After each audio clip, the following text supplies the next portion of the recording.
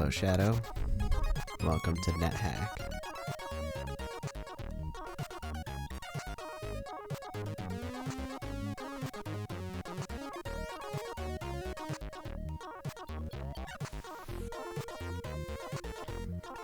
Epic Gamer Person, welcome back to NetHack. Will Chamberlain, welcome back to NetHack.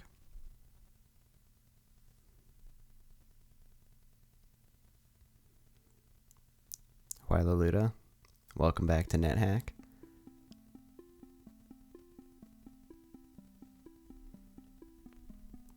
What do you mean classic gaming? This game is still under active development.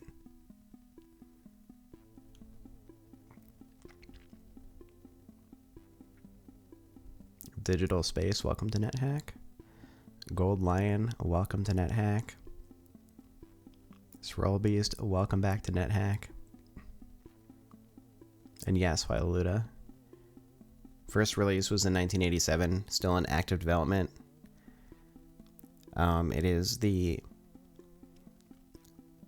longest game to be in active development. Kiamu 8, welcome to NetHack. Dang, there's a lot of first-time chatters today.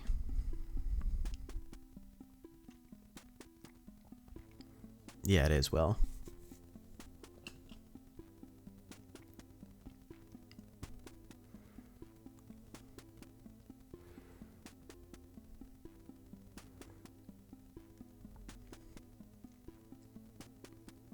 Yeah, this game has some pretty significant history behind it.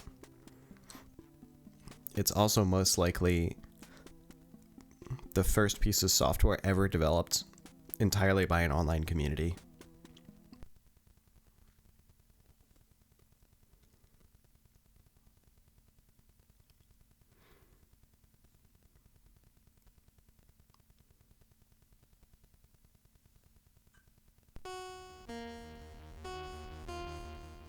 Played a ton of Dungeon Crawl Stone Soup. I have heard of that game. I haven't checked it out. I've been meaning to check out more traditional roguelikes, because there's a bunch of them out there. There's got to be some really good ones. YKL, welcome to NetHack. I'll give it like 2 minutes and then we'll get started.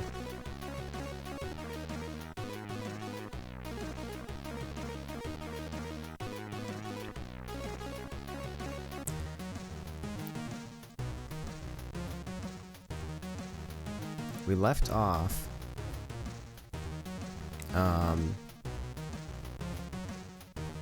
we were doing some housekeeping. Let me think. So the biggest thing that we needed to do, I'm just recapping, we have made it to Medusa's Island, which is around floor number 24. The problem is, in order to meaningfully traverse Medusa's Island and proceed, you need a source of levitation to get over the water, or a source of jumping. And we don't have either of those, and I pretty thoroughly perused the rest of the dungeon and didn't happen upon those things. Which means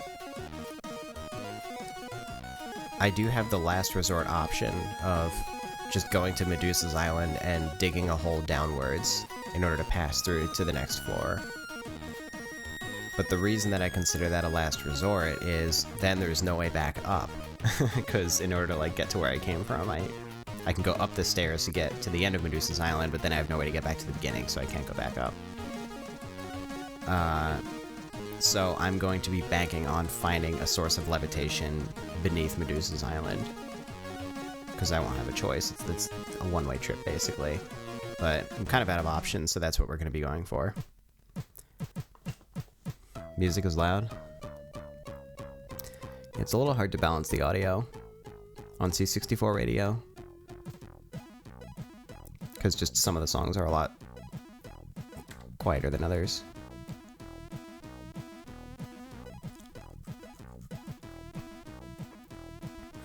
Okay. Yeah, so that's kind of where we are. So today we're going to pass through Medusa's Island and hope that we can find a source of levitation on the other side. But I got held up a bit at the end of last stream because I had a pet cat which I named Mallow, and I reached the point in the game where I was interested in polymorphing it into a more powerful creature.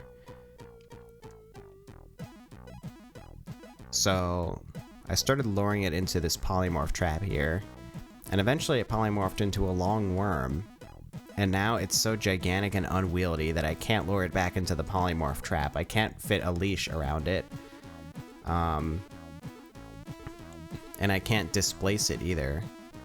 Like, I can't swap positions with it. So now there's just this, I have a giant pet long worm wandering around this floor, and I can't do anything with it.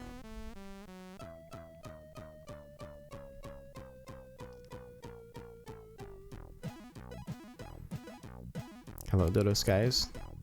I wish you good luck on your journey.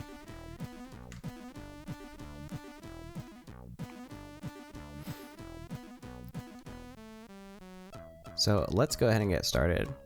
Yeah, so I would really like to, and I spent a while last game trying to lure this pet long worm back into the polymorph trap, but I was unsuccessful. And I don't know what it'll take for me to be successful. So I might have to make the difficult decision to leave our pet behind for the time being, maybe come back later when I have a magic whistle or a wand of polymorph or something like that. Hello, Dari T. Insane string of sentences. That's nethack.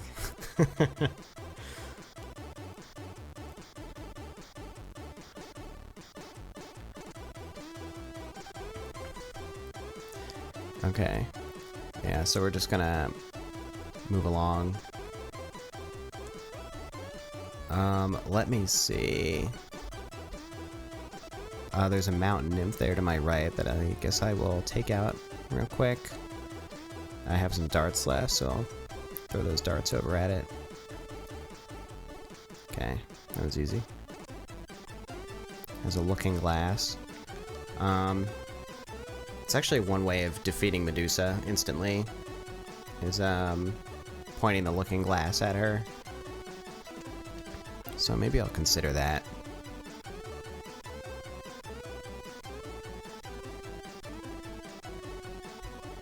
But I'm more than powerful enough to just, like, take her on in combat. So yeah, I think we'll just go for normal combat. Okay, so I'm on dungeon level 10. I have to get all the way down to dungeon level 24. Oh, and I forgot that I have a ring of teleport control now. That's pretty important as well. That's like a pretty major boon.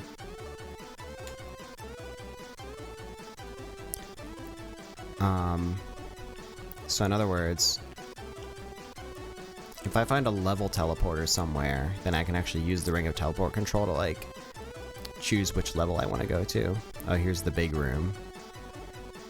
We finished this up a while ago. There's not much left. I think this water elemental here is peaceful. It is. So we are going to continue proceeding. And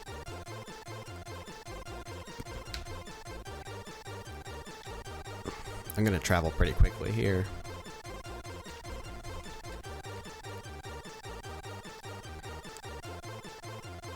Oh, I ran into an incubus while fast traveling. That's nice. My charisma's 14, which is pretty good, so decent likelihood of getting a positive outcome from talking to the incubus. So I'm gonna go along with it and take off all my clothes.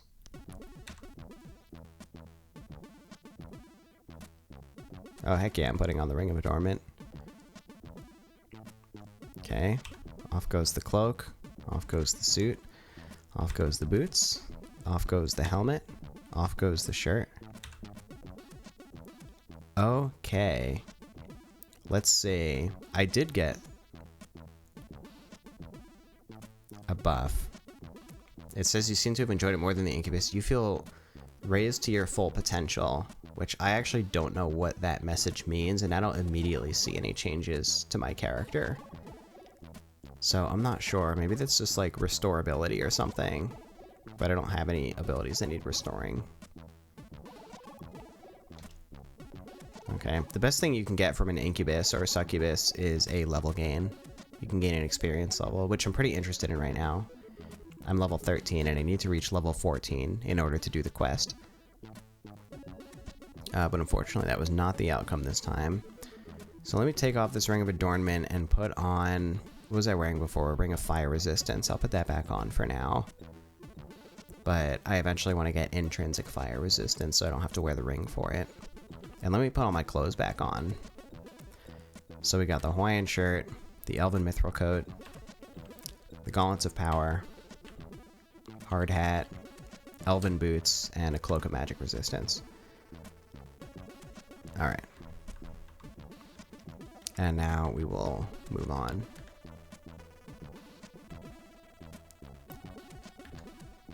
After taking out this quivering blob, I guess I'll eat the corpse, why not? And I'll grab this Scroll of Amnesia, which is not a good item to use naturally, but it's still a scroll, and even if it's a bad scroll, like a Scroll of Amnesia, Scroll of Fire, Scroll of Destroy Armor, there are two reasons that you would want to hold on to bad scrolls like that. One is that if you have a way of blanking out the scroll and turning it into blank paper, then you can use a magic marker to write your own scroll on it.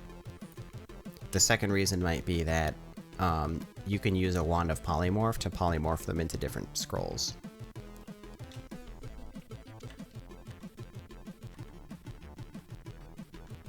So those are a couple of reasons you would want to hold on to items with negative consequence, or that are useless.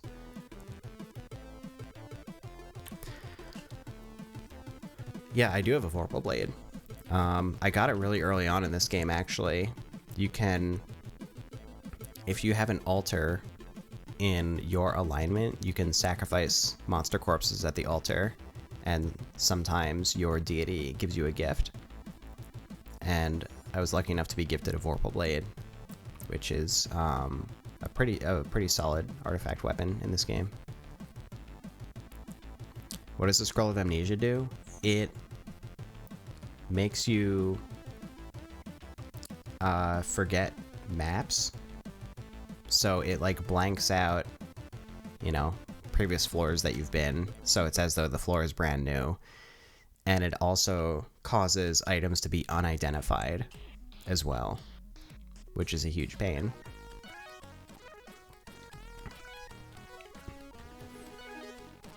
Yeah, amnesia is one of the worst things that can happen in this game. And another way for it to happen is if you get your brain sucked by a mind flayer, then you lose intelligence, but you also suffer from amnesia. I think that's being nerfed in a future version of the game, but that's how it is right now, so that makes mind flayers extremely dangerous. And you need to be extremely prepared if you're going to take them on in melee combat.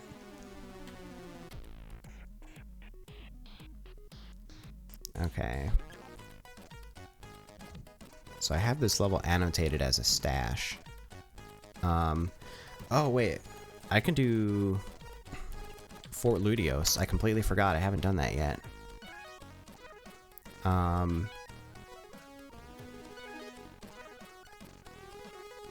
So, dang. So I'm probably gonna head back up. Oh, and there's a Wraith on level 21. I have some options. No, wait, I didn't want to do Fort Ludios because there's dragons there, and they can shoot beams at me, and I don't have a source of reflection yet. Okay.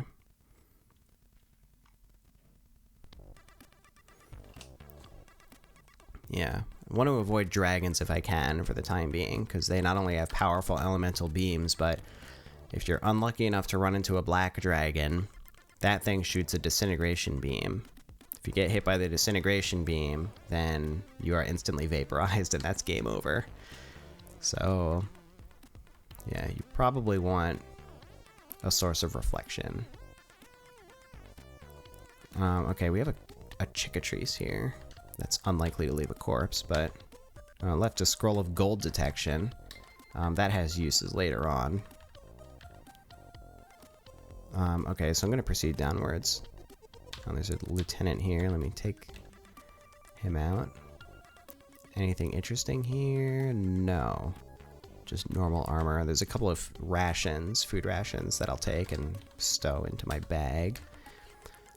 I no longer have a stash on this floor. This box is empty, so I'm going to undo my stash annotation.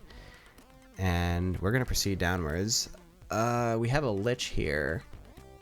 Liches are, I think, not super dangerous at this level, but once you face Master Liches and Arch Liches, they become extremely dangerous. Thankfully, a regular Lich is not really a problem to deal with. Goodbye, Lich. Okay. Continuing to proceed downwards.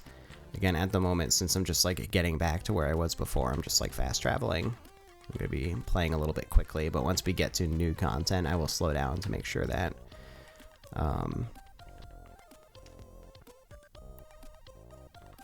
that no one has to miss anything important.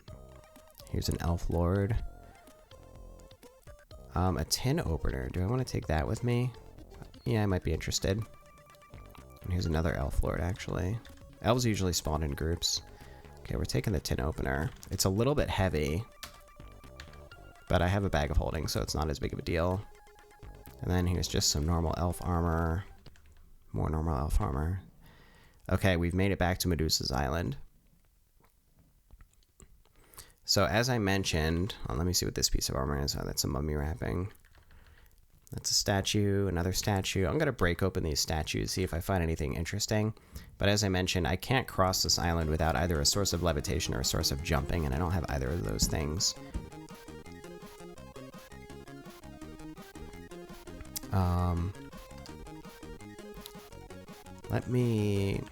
I have a pickaxe, don't I? Where did my pickaxe go? Thank you, Endoran. Yeah, man, I might have accidentally left my pickaxe somewhere. Let me check my bag again. Yeah, the candles, the lamp. Where did my pickaxe go? Oh, that's a bummer. It's pretty likely that I just temporarily dropped it at some point, but now I don't know where it went. It's not a huge deal. I mean, I can make up for it. I can use the Wand of Striking on these statues to break them. Okay, that one's nothing. But the Wand of Striking has limited charges. This one has nothing interesting. Knife, red-eyed shield, orcish helm. Okay. Yeah, so since I can't actually cross to the other side of this island, the only choice I have is to dig a hole downwards and get to the next floor like that. So I'm just going to find a reasonable place to dig a hole here. I guess next to the staircase, like right here is fine. And I have a Wand of Digging, so I'm just going to zap the Wand of Digging like downwards, and I will dig a hole, and I fall through. And now we are on floor 25. So my biggest priority right now is to find a source of levitation so I can actually cross back and forth Medusa's Island. So until I reach that point, I am now kind of stranded beneath Medusa's Island. I can't make my way back up. But I have to get back up there pretty soon to do the quest. So, yeah, that's going to be our priority.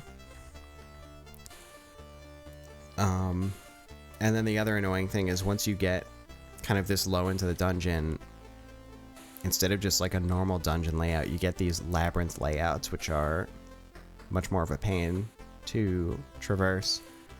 A pair of hiking boots. That is potentially interesting. So that's going to be a pair of magic boots of some kind.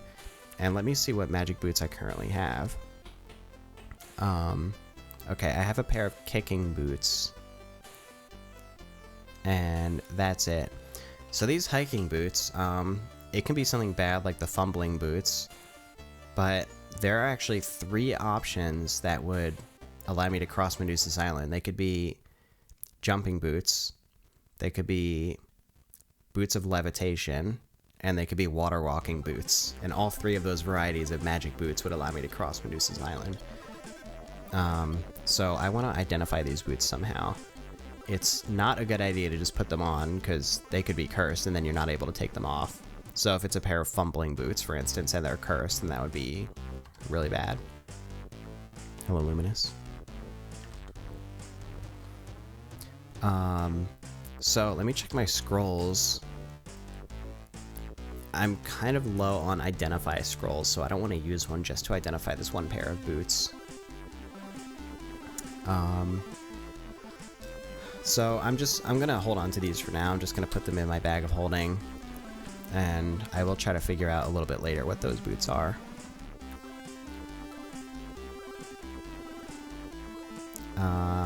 What do we have here? A bag of tricks. I'll take that. The bag of tricks doesn't do all that much. You can use the bag of tricks to spawn monsters, which can be good. Like if you're sacrificing monster corpses at an altar, then the bag of tricks is a nice convenient way to just spawn monsters to do that. Okay, the winged gargoyle hits pretty hard here, but still no match for my current equipment.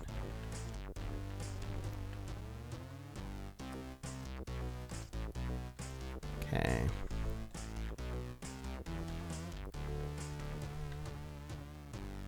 Trapdoor. It's interesting. I could use that to get to the next floor down, but actually I want to find the up staircase, because the up staircase will take me back to Medusa's Island. We don't want to run into that nymph there. I'll take it out with darts. Okay.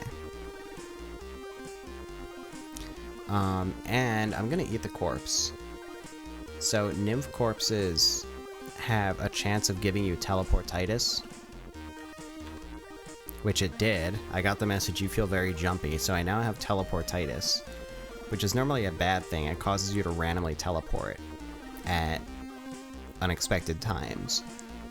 However, since we have a ring of teleport control, that actually becomes sort of a buff, because at random times it'll ask me where I want to teleport, and I can choose where I want to teleport.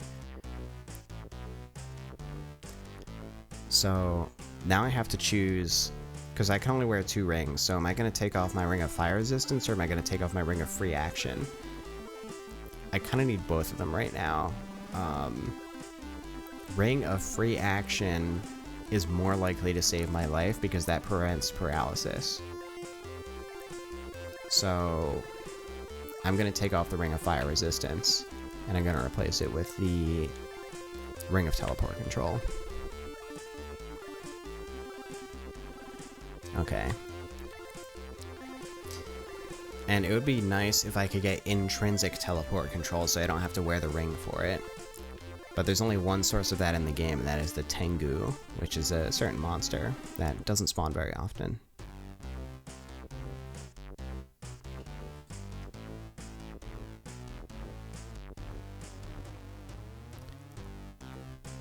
And I did come across a couple of Tengu during this run, but I wasn't ready to risk eating them for intrinsic teleport control, because Tengu can also give you teleportitis. And I didn't have a ring of teleport control yet, so yeah, if I got unlucky and got teleportitis early, then it would have been a disaster.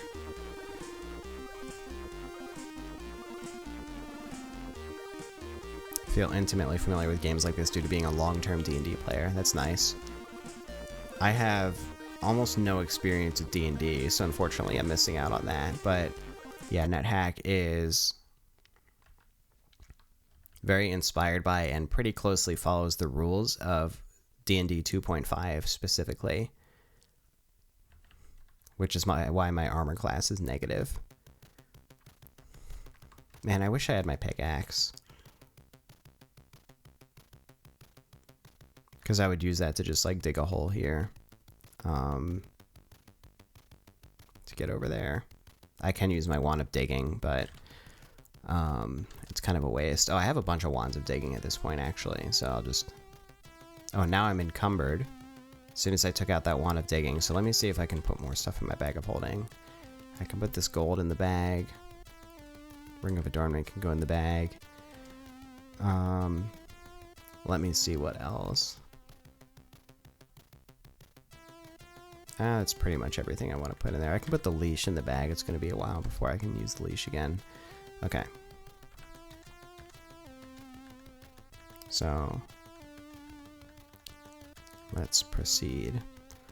I also have scrolls of magic mapping, which I can use to map out these floors, but I don't have all that many of them, I don't think. Let me double check. I have 5 of them. That sounds like a lot, but the dungeon is about 50 floors deep. So I definitely want to save them for a little bit later on in the dungeon.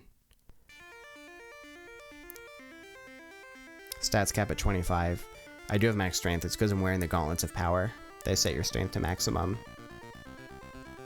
But I think for the most part in this game, your stats are capping out at 18.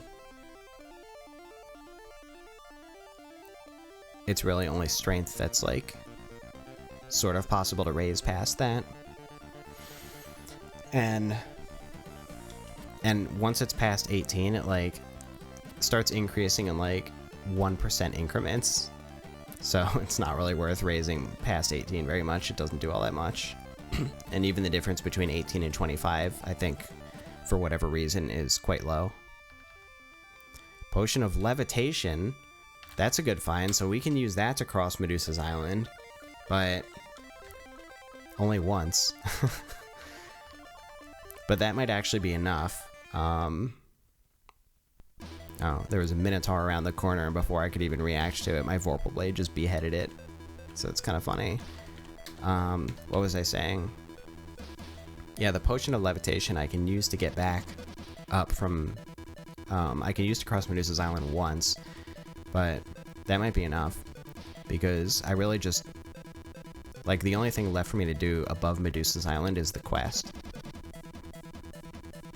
So if I hit level 14 and the quest becomes available, then I might use that Potion of Levitation to go back up through Medusa's Island to do the quest.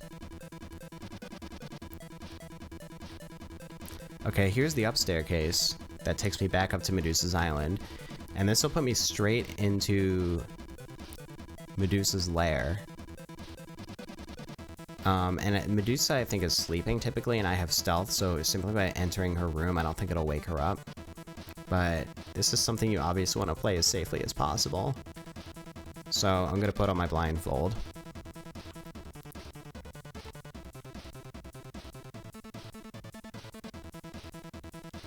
Okay. Second edition was much less of epic fantasy than more modern editions. It was a little more gritty. That's pretty interesting.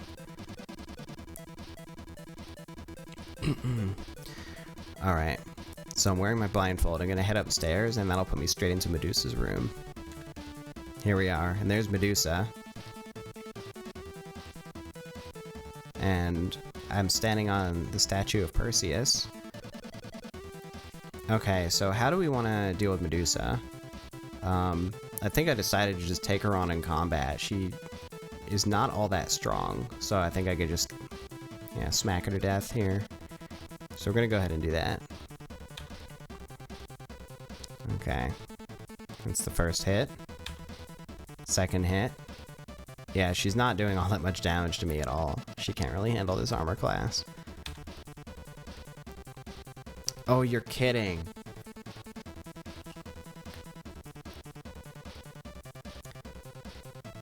So, okay, what happened here was I smacked Medusa, and I don't see it because I'm blindfolded, but, you know, I hear it. It says you hear a nearby zap, you hear something crash through the floor. And what that quite obviously indicates to me, especially since I can't see Medusa anymore through telepathy. Oh, that's why I can see monsters while blindfolded, by the way. I have telepathy.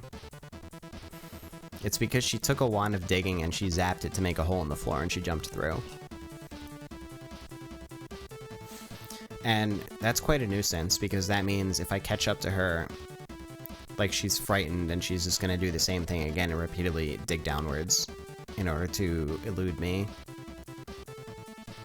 So that's actually really inconvenient. Oh, we got an ad starting soon, so I'm gonna take a quick break. See you in a bit.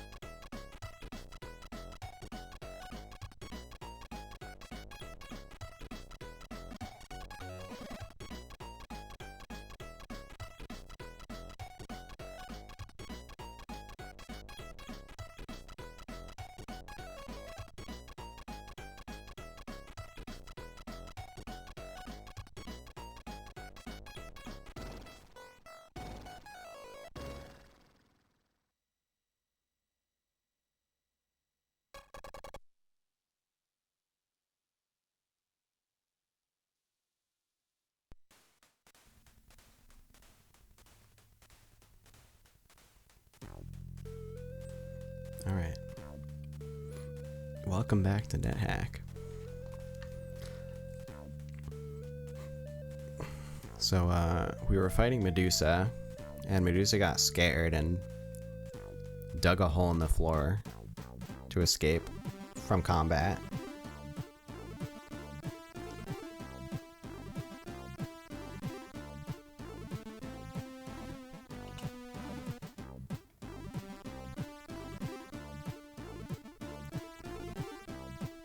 Hello, Dan Silver Knight.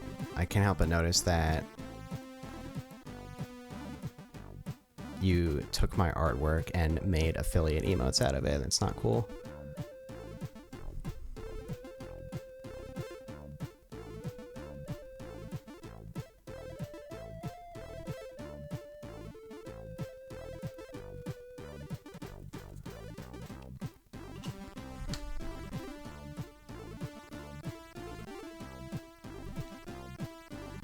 I'm sure it's like primarily just for you, but you know, the implication is kind of that like people can pay you money to gain access to those emotes, which is not really great. Hello, light of air. Okay, so I need to figure out how to handle this Medusa situation, because yeah, the problem is, for one, I need to stay blindfolded when I engage with her. Otherwise, I'm just gonna turn to stone. But whenever I get close to her, she's probably just gonna dig another hole in the floor and escape me. And it's gonna create this really annoying cat and mouse situation. So I'll think about that in a bit, but for the time being, I'm gonna explore Medusa's Island a little bit.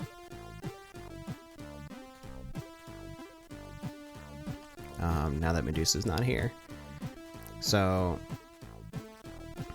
first things first, there's some statues in this room.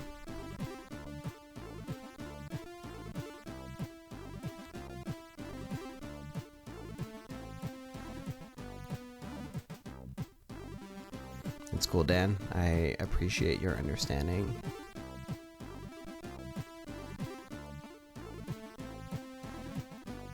Do I know what the amulet is?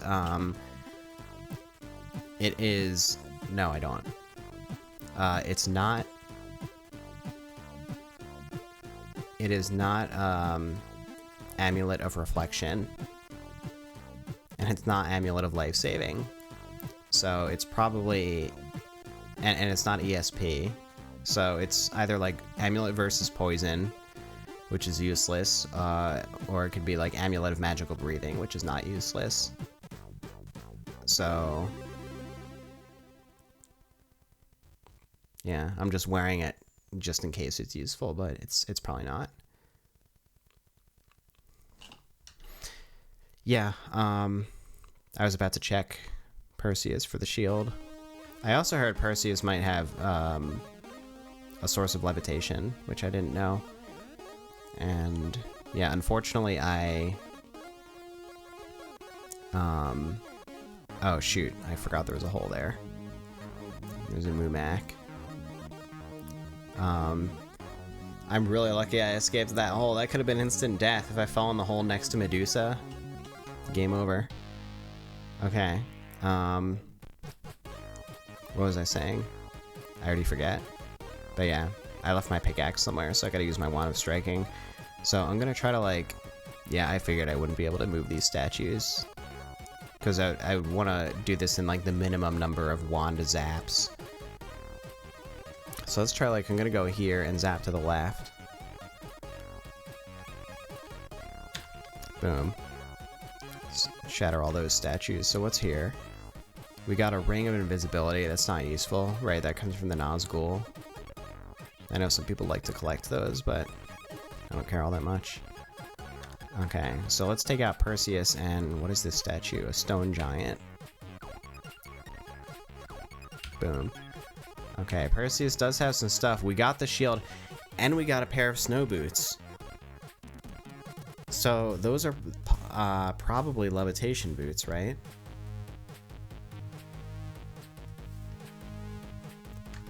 And the shield, I mean, I'm dual wielding right now, but for the sake of taking out Medusa, I can probably just put on the shield.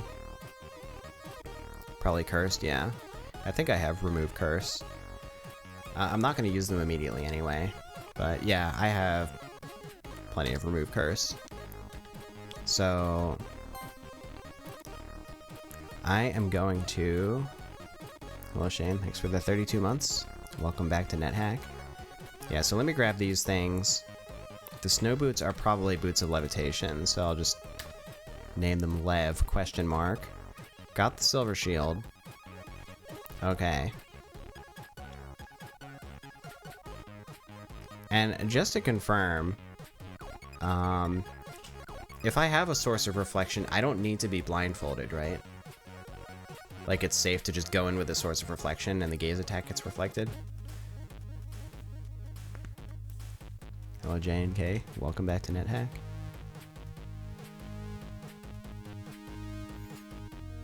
Okay.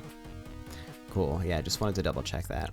Okay, so then for the time being, let's put the silver saber away. So that goes away. Levitation boots are going in the bag. Well, what's presumably levitation boots. And we are equipping the silver shield. And we now have a source of reflection, which is important. In the first place, we can now take out Medusa by turning her to stone, by reflecting her gaze back at her. And the second reason this is important is I can now do Fort Ludios, which I was afraid to do before because there are dragons that shoot spicy beams at me. So, very nice having a source of reflection. Now, let me think, what's the next move gonna be? First I need to unencumber myself. Oh, Perseus also had a bag. Let me see if there's anything in the bag. There is one scroll, and it is unidentified, so I'm just gonna stuff that in my bag of holding for the time being.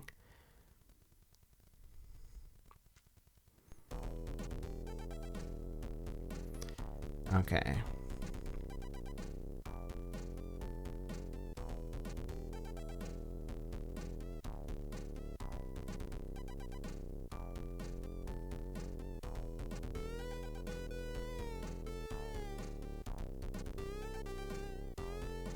That's really funny. Why Loluta? That's, despite not really having played D&D myself, that's something I've always, like, strongly appreciated about it. Is that you just have absolute freedom to, like, I don't know. Like, there's the rules of the game, but then it is within your authority to, like, put those to the test however you want, basically. And I really like that. Okay. So why am I so encumbered? Let me, like, quickly look through my bag and see if there's anything that I can toss to help with this encumberment. I probably have way too much food. Food's pretty heavy. Or certain food anyway, like food rations. Oh, I don't have that many food rations. I have a lot more potions than I thought I did, so those are definitely weighing me down. And I have a bunch of extra rings. Right, I was sort of in the process of migrating my stash, which is why I have all this extra stuff on me. I remember now. So, I want to see if, I can do something about that. Hello, Lynx.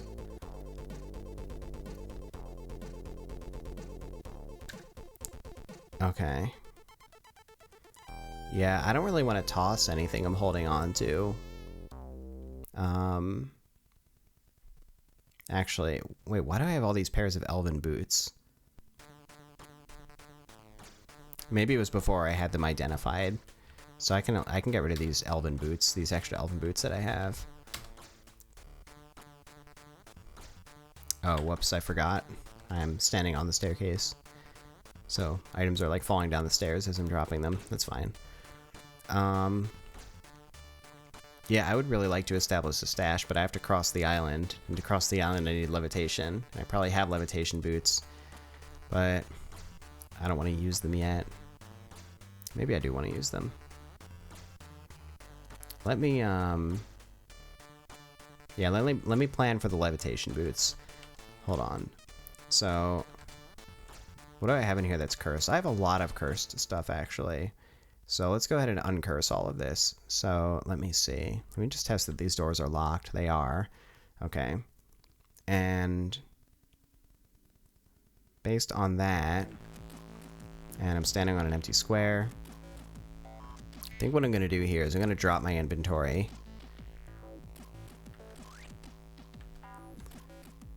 I'm going to loot my bag of holding and take out all of the cursed items. Okay. And I have a cursed wand here. I guess I should also just keep holding onto the luck stone and my weapon. Okay, so this is all of my cursed stuff. So now we're gonna loot the bag again. And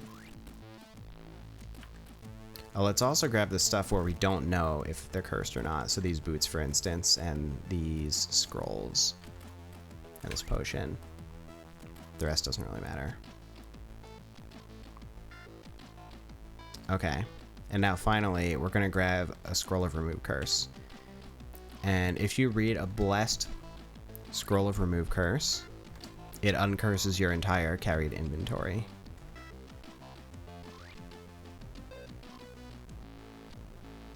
Cursed teleport and cursed unlabeled scrolls. Oh, I do have cursed unlabeled scrolls. Yeah, thanks for pointing that out. And cursed teleportation. I can't remember what cursed teleportation is good for.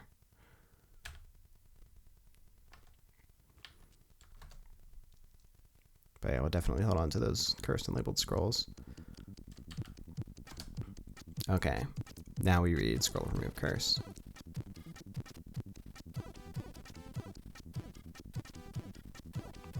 Level teleports. I totally forgot about that. That's extremely useful, especially with teleport control. Okay, now we read the scroll of remove curse. Boom.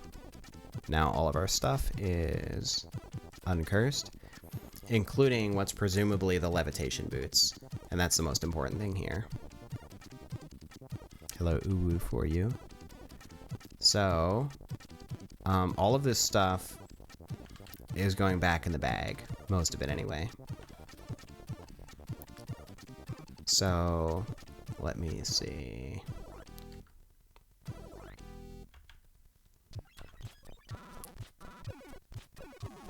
Just gonna do this sort of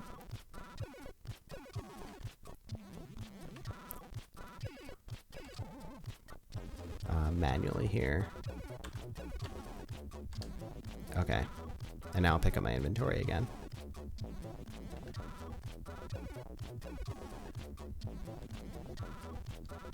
Okay, and we're once again encumbered. My lamp doesn't need to be lit right now. This is a game. Okay. So, okay, I am currently encumbered, but it doesn't really matter. Let me take off my elven boots, and I'm gonna put on these new boots, which I think are boots of levitation, because I got them from Perseus. And they are boots of levitation. Okay, perfect. We now have a source of levitation, and I can cross Medusa's Island.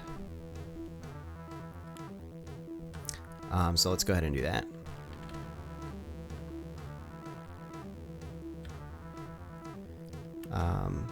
Oops. It's a food ration. And actually, I don't need to be levitating right now, but it doesn't really matter.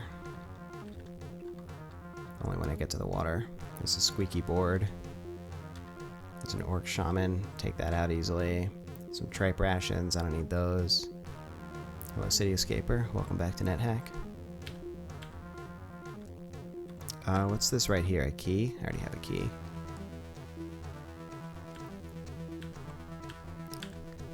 And just some corpses. What is the way out? There it is. Okay. And we are levitating and are going to cross the water. What do we have going on here? So there's a winged gargoyle, there's a black light speeding towards me. So I'm going to put on my blindfold, and I'm going to let the black light explode in my vicinity. Now we're going to fight the winged gargoyle. Winged gargoyle hits hard, but I'm definitely able to take it. Oh, it drank a potion of full healing? That's fine, I can still take it. Ooh, and now there's a giant eel. We want to get away from the giant eel, because the giant eel is able to grab onto me and pull me underwater and kill me instantly. So it's very dangerous to take those on in melee combat. In fact, let me blindfold myself again.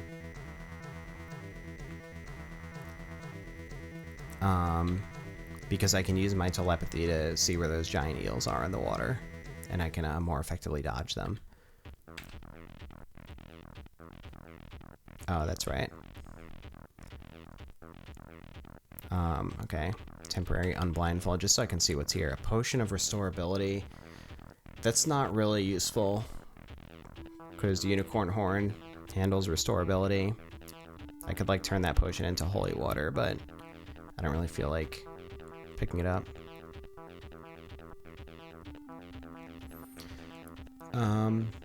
Okay, let me think. Let's just focus on getting back to the staircase. And is this a tin over here? That is a tin. I'm interested in checking out what that tin is. Again, I'm gonna put on my blindfold again so I can see where those giant eels are. We want to avoid them at all costs. Take off the blindfold. There's a tin. So I am going to temporarily unlevitate, just so I can grab this tin. And I want to see what's in the tin. Tins can have meat of any monster in the game, but there are some monsters that can, when you eat their corpses, they provide you like resistances and things like that. So always worth checking what's in the tin. And I just so happen to have a tin opener as well, so that's pretty cool. So we're gonna open the tin. It smells like cockatrices. I'm pretty sure we don't want to eat cockatrice meat. We don't want to touch cockatrice meat. So no, we're not eating it. Goodbye. This is 3.6.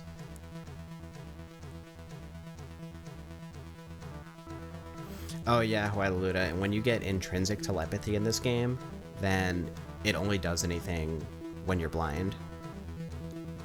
If you have extrinsic telepathy, for example, an amulet of ESP, then you have telepathy like in a radius around you, even if you're not blind. Okay, so let me check what else is around here. A statue of an imp, a tripe ration. Okay, nothing useful, which means we are going to start levitating again and be on our way. So our next destination is, I want to put on my blindfold again. Watch out for those giant eels. Okay, so our next thing we want to get is this spell book. So take off the levitation boots, grab the spell book. I should unblind just to see what kind of spell book it is. It's a stained spell book. Throw it in the bag. And we are going to re-levitate. And giant eels aren't anywhere around here, so I'm not going to worry about that. Alright, we made it. Out of Medusa's Island. Let me just take out this Etten mummy. Oh, I am not... Why am I not wielding my weapon? Oh, I'm wielding the tin opener. I'm smacking this mummy with a tin opener. Alright, there we go. I did some good damage to it with that tin opener. That's what I forgot, to put that back in my bag of holding. Tin opener is pretty heavy. In fact, I don't really even like carrying it around because of its weight. I don't even know if it's like worth keeping in the bag of holding.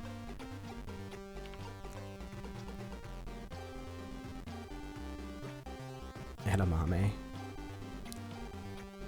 Alright. I gotta eat some food real quick, so I'm gonna grab one of my food rations.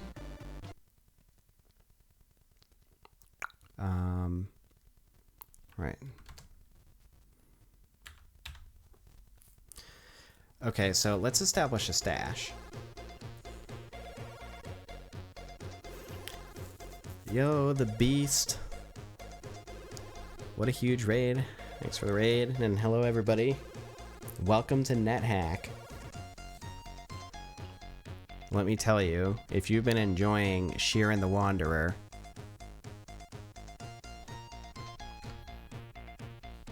then you are going to enjoy Bad Sheeran the Wanderer.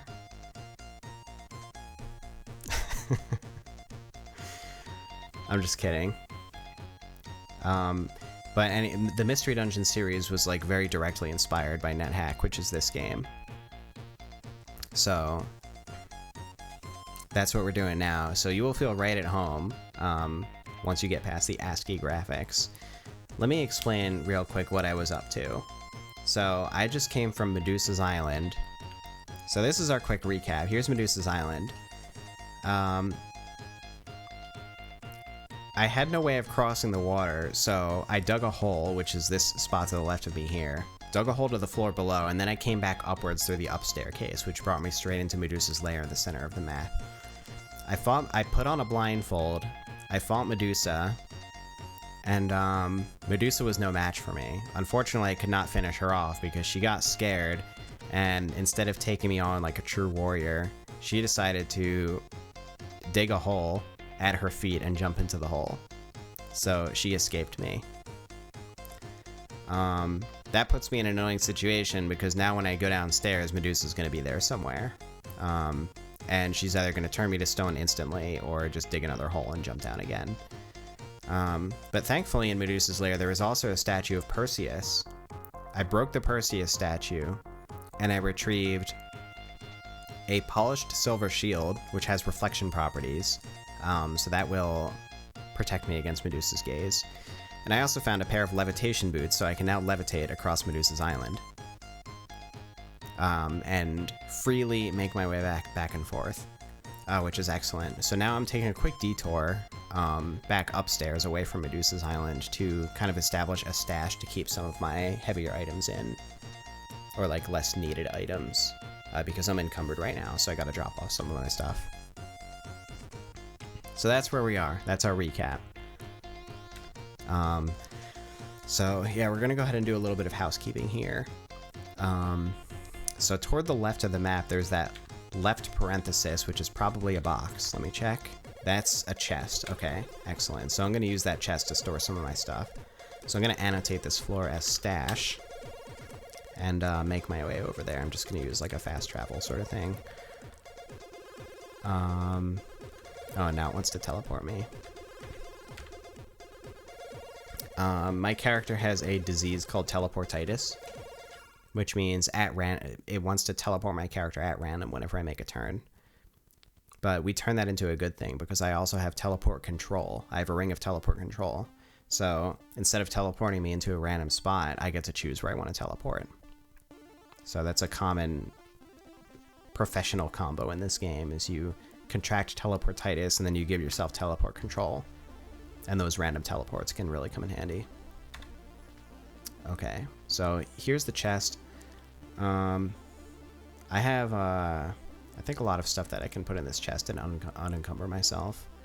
So let me look into my bag of holding and decide what I want to put in here. First thing, I have a couple items in my inventory I think that are going to go in. So we have, I think my bags of tricks are going to go in the chest. I'm not going to need those for a while. You just use those to spawn monsters. Tactical monster spawning. So those are going to go in the chest. That was enough to unencumber me, actually. They must be somewhat heavy. So now I'm going to go through my bag of holding, and I have a lot of items. And most of them can actually go in the chest. Hello, Panda. Welcome to NetHack. So the gold, my amulets, because these amulets have bad effects, which I pretty much confirmed because they were cursed earlier. An amulet of strangulation is obviously bad. So the amulets are going to go in the chest.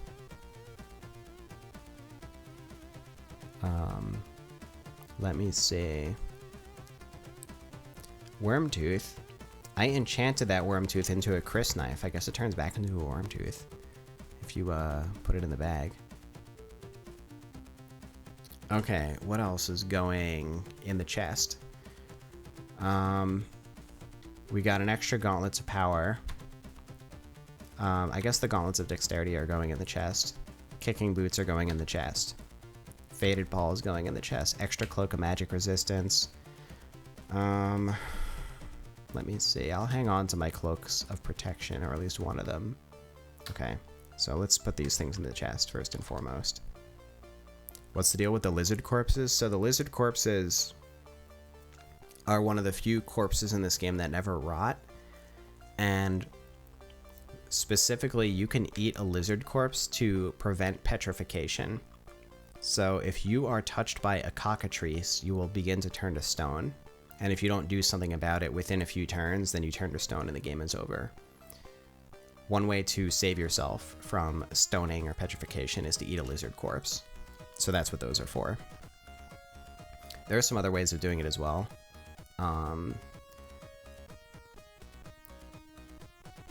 You can...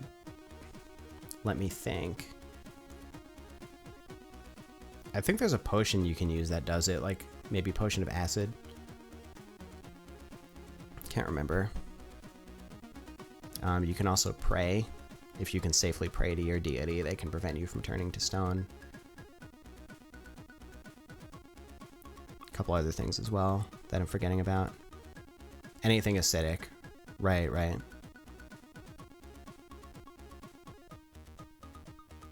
Okay. So let's go ahead and put this stuff away. Amulets.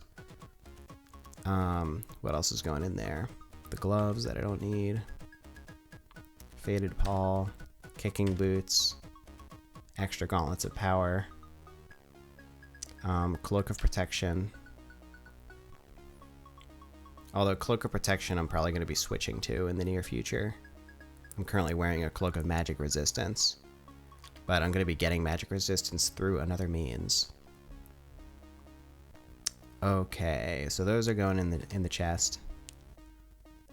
What else is going in the chest? Was that it for now?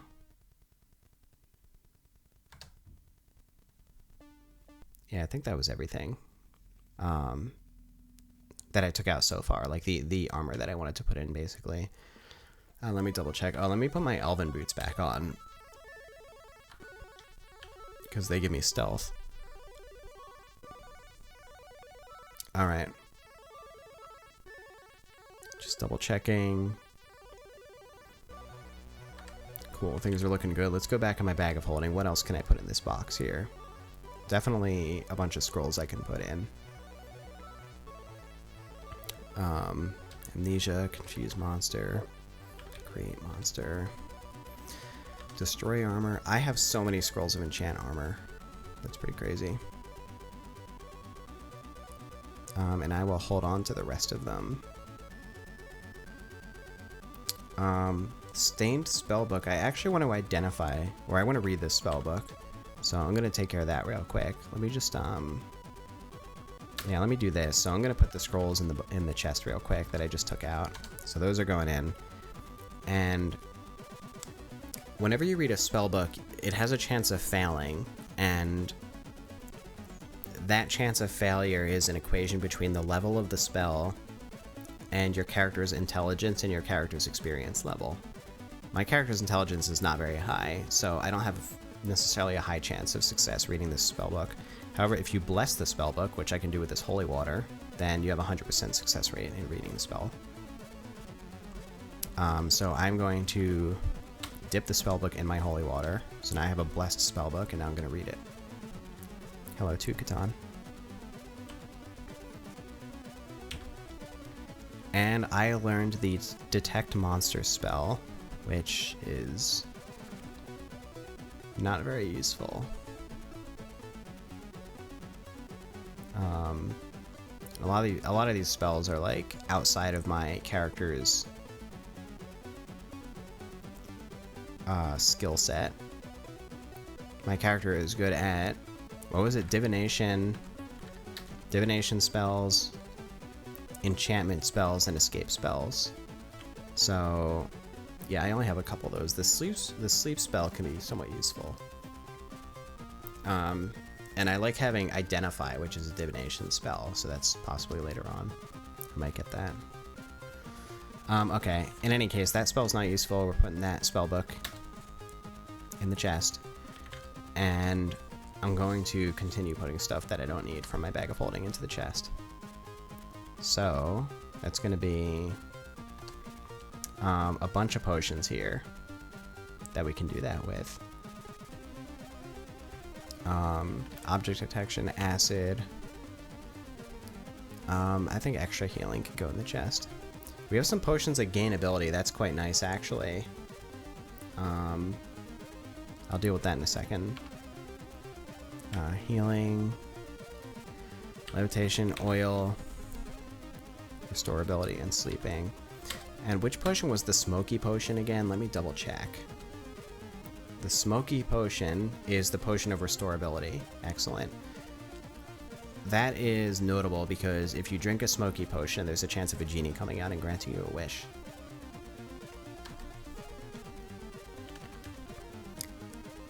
Okay, so the potions are going in. What else are we putting in the chest here?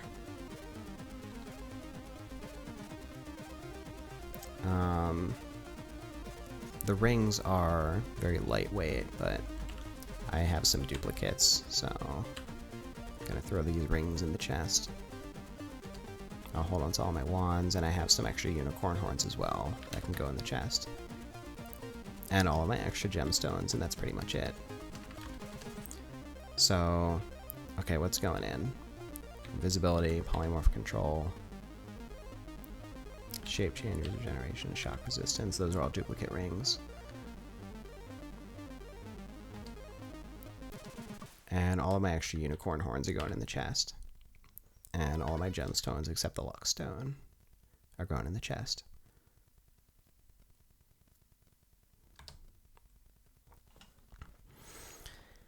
They completely forgot about the unicorn horn.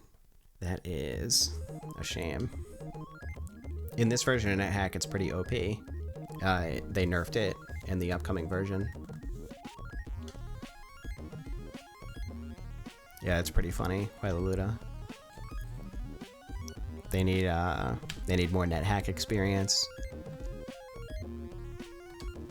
NetHack players are notorious hoarders. Unicorn Horn in this game, it pretty much cures all sickness and ailments. So, you know, if you're stunned, confused, blinded, deaf, food poisoning, all that stuff. You can also sometimes dip it into potions to determine if it's like a bad potion or not. Let me think. But the broken thing in this game that they're getting rid of in the next game is you can use it to restore ability as well. So if for some reason you lose a point in a stat, then you can apply the unicorn horn to get that point back, which is like a little overly powerful. Real pros don't need unicorn horns to cure.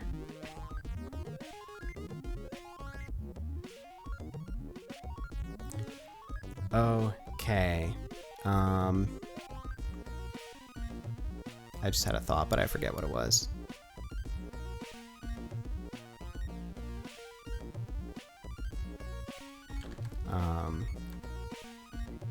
Right. So I have potions of gain ability. No, not gain energy. Gain ability. I'm just gonna drink those. So I'm gonna bless them with the holy water, and I'm gonna drink them. And check this out. So I'm going to dip the potions of gain ability in the holy water to bless them. And now I'm going to drink one and check my stats. Boom. So if you drink a blessed potion of gain ability, you gain a point in every stat that can be raised.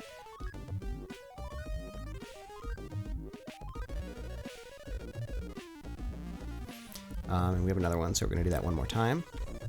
Okay. So my stats are starting to look pretty good. Hello, Yukiko. Welcome to NetHack. Okay, so my next order of business is, well, there's two things actually. So one, I need to do the quest. In order to beat this game, you have to do the quest. I can't do that until I reach experience level 14. So I need to find a way to gain a level. And the second thing is I need to do, well, it's optional. I want to do Fort Ludios, which is like a bonus floor that you can sometimes find that has a bunch of good loot and items. So we want to stop there as well. So now that I have a nice stash going here, we are going to depart and get back to more exciting gameplay. Let me check the dungeon overview real quick. So according to this, level 21 has a wraith on it, or at least I made that annotation. Let me see if it still holds true.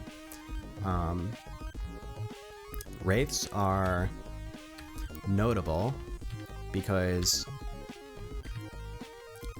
if they leave a corpse, then you can eat the corpse to potentially gain a level. So that might be a fast track way to reach level 14. So let me put on my blindfold for telepathy and see if I can spot the wraith. There it is in the room to the right of me. Cool. So we're going to head right over. Let me put my levitation boots back into my bag of holding. Not going to need those for a while. And this is a dark room, so I'll go ahead and light the lamp. Alright, there's our wraith. The one annoying thing about the wraith is it can drain your level as well if it touches you. It's not a guarantee, but it's annoying when it happens. So I have to decide if I want to take that chance or if I want to take this thing out from a distance. I think I'm okay to take the chance.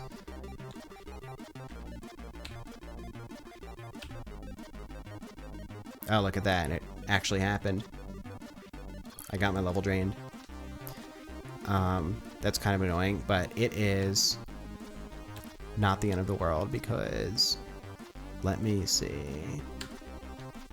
It puts you just one experience point below the level you were just at. So what I can do is I can run away from the wraith. I can kill some other enemy, like this, however you pronounce that just wandered towards me. So I can take out this thing, get back to level 13, and re-engage with the wraith.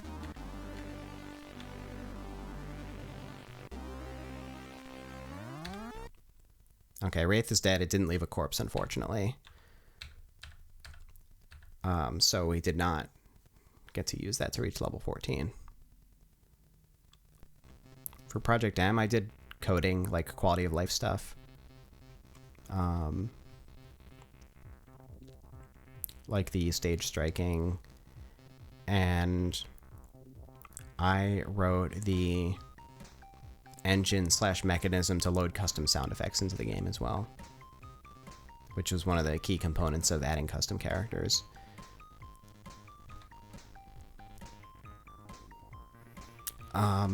Okay, we're going to continue heading upwards, and we are going to go to Fort Ludios. That's our next destination. So I'm going to sort of just fast travel up nice and quickly until we hit the floor that takes us to Fort Ludios. I forget the exact floor, but I will know it when I see it. And there's going to be some really, really heavy combat in Fort Ludios. Okay, this is the quest level. What's this item here? Another unicorn horn. I guess I'll grab that. It's nice to stock up on unicorn horns because they are considered magical tools, which if you find a wand of polymorph, you can polymorph them into different magical tools. That can be very useful.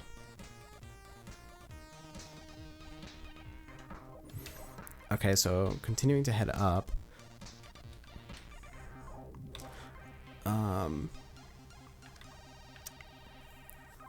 Okay. I killed a bee and it dropped this potion, but I think this potion is standing on top of a hole. So let me double check. Known map without monsters and objects. Yeah, so this potion is sitting on top of a hole, which is kind of annoying because I want to retrieve it, but if I kick it, I'm pretty sure it's going to shatter. So how do I retrieve this potion? I might be able to knock it into the hole, and that might not shatter it. So let me, like, I have an extra dart here. Let me just, like, throw it at the potion. That didn't work. Oh, there's another killer bee. Okay. Let me try that. Let me try doing that to the left here, like that. There we go. Dart hits another object and falls through the hole. From the impact, the other object falls. Okay. So maybe there will be an intact ruby potion on the next floor. Oh, these bees are just stocking potions for some reason. So now we have a potion of levitation. Step on it with auto pickup. Oh yeah, I forgot about that. Good point. Well, not relevant now. I'll come back to it. Right. I used that trick to get the luck stone in that Mind's End variant that has the luck stone on the teleport on the level teleporter. But I always forget to like use that in other cases, such as this one. Okay, here's the big room. Passing through. And this is not the vault that I'm looking for. And it's not this one. Stash, polytrap. Oh yeah, this is where our pet mallow is, which is currently a longworm and it's probably not tame anymore. Okay. I accidentally missed it, so I have to head back down. Here's a cockatrice. Gotta be careful around that thing. Just want to make sure you're like wearing gloves and stuff before you take this guy on, because the cockatrice can turn you to stone. And we got some unlabeled scrolls from the paper golem. Gonna head back down. Dang, how did I miss the, Oh, this is it. That's why I missed it. So in the lower right, you see that $sign? That's because, I didn't step on that square because it leads to, it has a magic portal with Fort Ludios. So we're gonna step on that. Boom. Here we go. I have penetrated a high security area.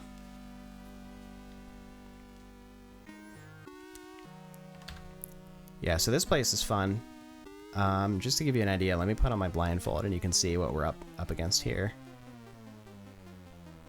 So, okay, we have some interesting stuff going on, actually. So right away, there's a cockatrice here. Let me think. I'm kind of tempted to just, like... If the cockatrice leaves a corpse, I can wield the corpse and just turn everything to stone instead of actually fighting it, and it'd be a lot faster. But then in order to retrieve the items from those monsters, I would have to break all the statues, and I don't have a pickaxe right now. So that makes me think that wouldn't be worth it, and I should just fight them normally. I'm easily equipped to take on all these monsters anyway. The objective of this game is to reach the bottom of the dungeon, which is around floor 50, retrieve the Amulet of Yendor, and make it all the way back up to the top, in short. But there's plenty of detours, and the strategy ends up being a lot more complex than it just being a linear game. Alright, let's get started here. So right away, a long worm is blocking the doorway. But that might sort of work in our favor here. And I'm just gonna start swinging at these monsters through the doorway. What are you, a Yeti? Alright, that Yeti's done. Giant Ant is done. Who's next? Winterwolf? Winterwolf Cub. Another ant. Gray elf. Take that out. And here we have a hill giant. Yeah, most of these monsters are just no match for me. I'm just ripping through them. Oh, we have an ice vortex, but I have cold resistance, so that's not a threat either.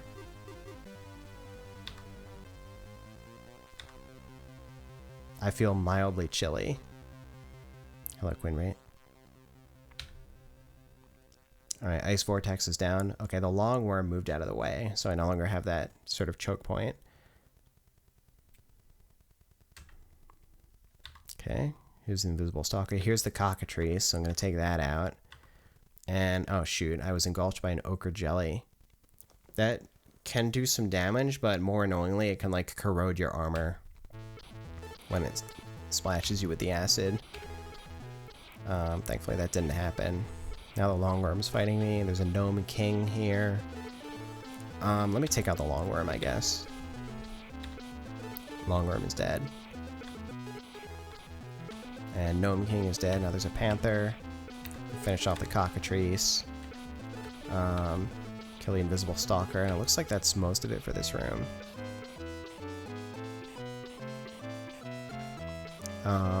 So let me see what kind of loot we have going on. Got a scroll and a potion.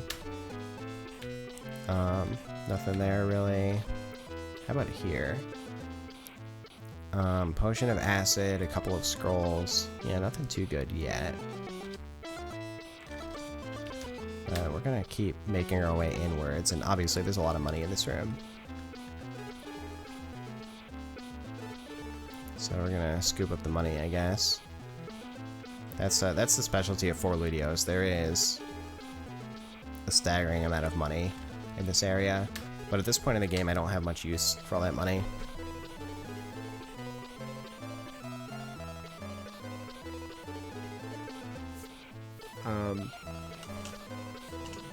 If you find a temple, you can donate money to the priest for certain buffs. But unfortunately, the one temple that I found, I accidentally angered the priest, and so that's off the table. Unless I have a way to pacify them, which I currently don't. Let's continue exploring. Let me light my lamp. Okay. There's a stone giant. I'll take that thing out.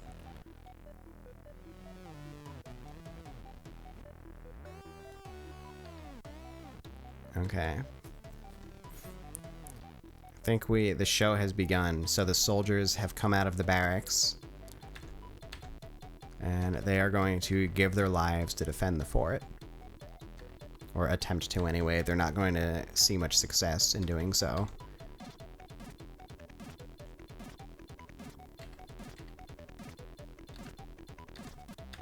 Okay, they're all zapping wands at me, but I'm wearing... Let me make sure I am wearing it. Yeah.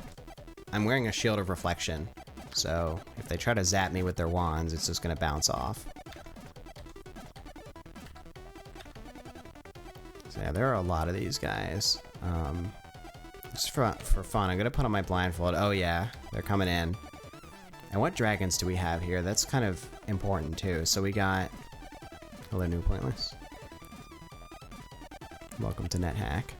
Okay, what dragons do we have? We have a silver dragon, we have a white dragon.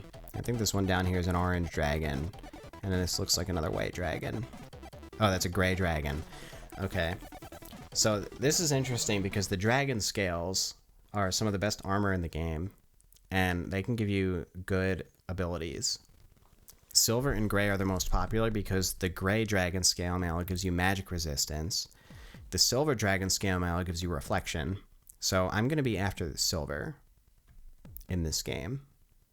I want that reflection, that intrinsic reflection, and that will also obsolete my shield. I won't have to carry around the shield anymore. So if we are lucky, this silver dragon will drop some dragon scales that we can turn into dragon scale mail. So that's what we're going for. But before we get there, I have to rip through this massive horde of soldiers. That comes first. But yeah, most of them are not any sort of threat whatsoever. I completely outclass them. Oh, there's a wraith behind me. That's notable. Let me take out the wraith.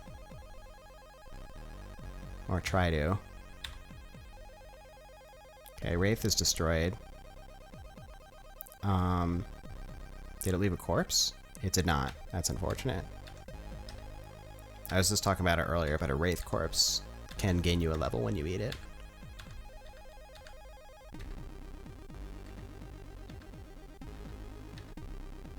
Put my blindfold back on.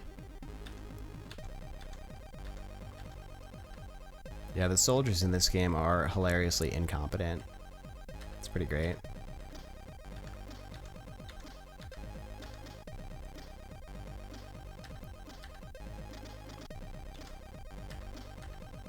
And all this fighting is making my character hungry. Never got far in this game, yeah. Extremely difficult game.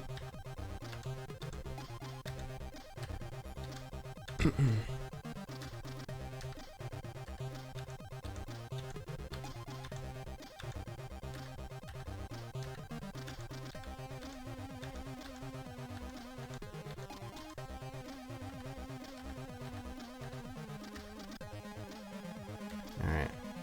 Come on, guys, bring it on.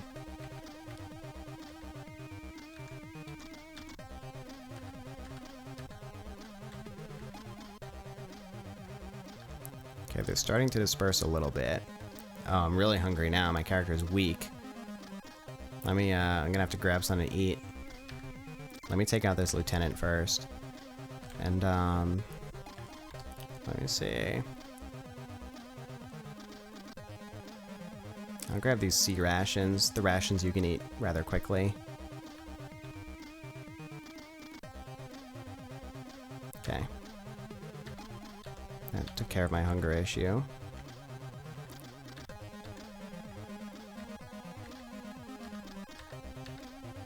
And yeah, it looks like there's not many soldiers left at this point. I might be okay just running in. Oh, there's another cockatrice.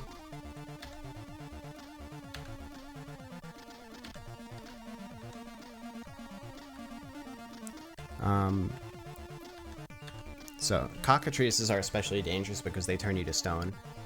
When you fight them, they can hiss at you and then you start turning to stone. But if you, even after you kill it, if you touch the corpse, then you instantly turn to stone.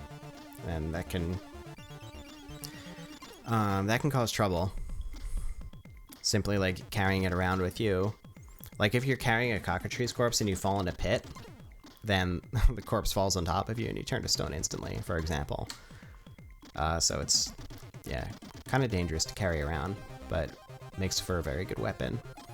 One of the funnier ways you can turn to stone from a cockatrice is, and this has happened to me, if you are blind and you step on a square with a cockatrice corpse, since your character is like feeling their way around, they feel the cockatrice corpse, and if you're not wearing gloves, then you turn to stone. So that's kind of funny.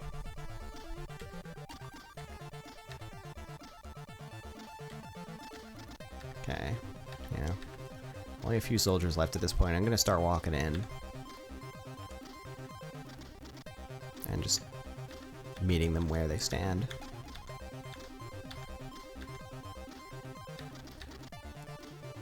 Okay, I think that's about it for the soldiers. We are going to...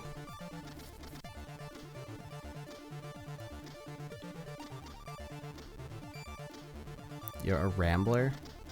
No, your title just tells you what level you are. When you start the game, you're level 1. And I'm pretty sure Rambler is level 1 Tourist. And yeah, Tourist is one of the hardest classes to play in early game. If you're a brand new player, I would recommend like Valkyrie or Barbarian or Caveman. They are much better in the early game because they have physical strength that enables you to fight nicely. Okay, so we have a massive pile of loot to go through here. And I think a dragon is shooting its ice breath at me, but let's take a quick look through this. Okay, so we got a new amulet. I think the concave amulet is bad though. We're gonna pick it up anyway. A lot of useless items. A lot of useless helmets, leather gloves, jackboots, walking shoes, elven boots, shields of all kinds. Okay, so there's no interesting armor in here, no magical armor. I'll pick up the K rations, and there's some wands that we might be interested in, so I'm gonna pick up the wands as well. Okay, so the rations go back in the bag. Scroll goes in, and yeah, I got some extra wands here that I can throw in the bag as well.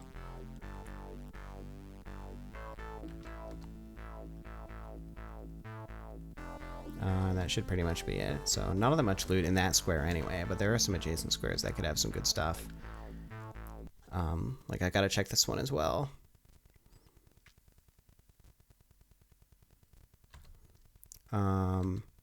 Let's see. Nothing special in the armor department either. Some more K rations, a couple wands. Yep. Pretty disappointing loot pile here. But that's fine. Looks like we have an ad starting soon. I'm going to take a quick break, make some coffee. I will see you in a few minutes after the ad.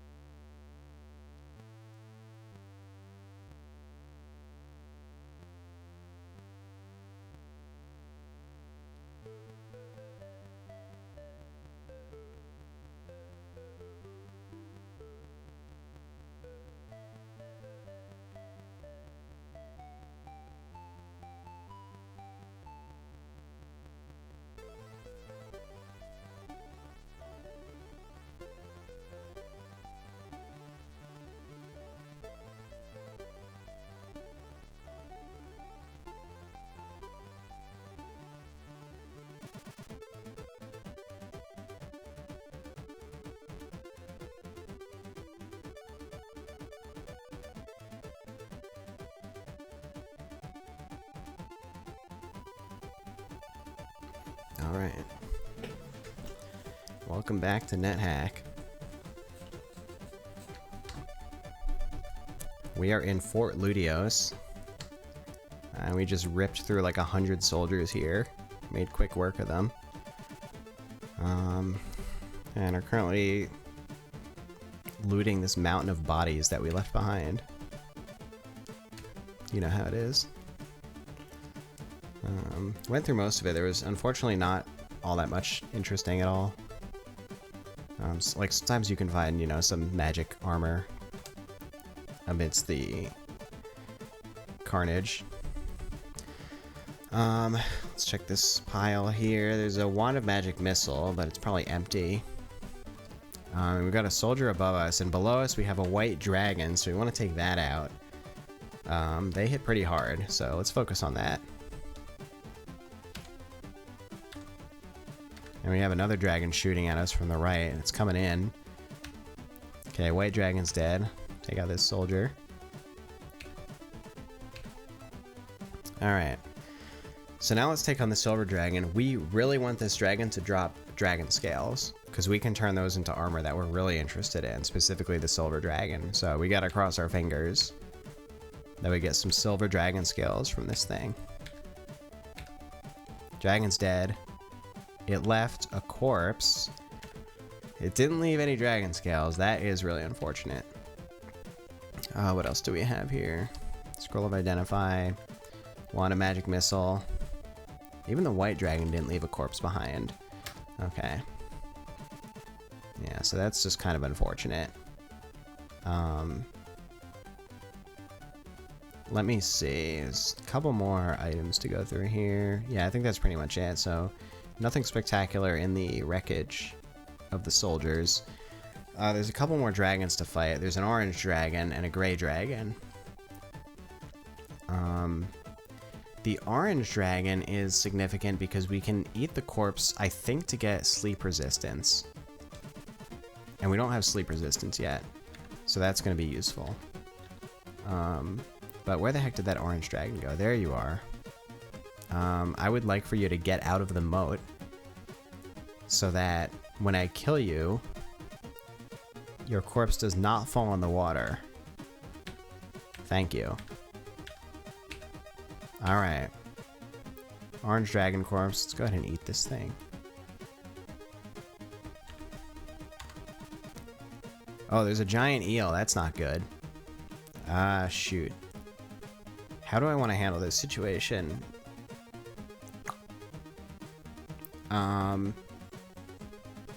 Yeah, giant eel can cause instant death. If that thing grabs onto you and pulls you underwater, you're done.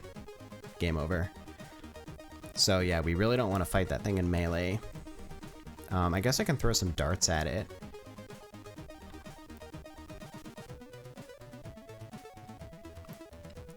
Bugle to scare them. If you scare a giant eel, do they not grab onto you and pull you under? Or do you mean just to make them swim away from my current location?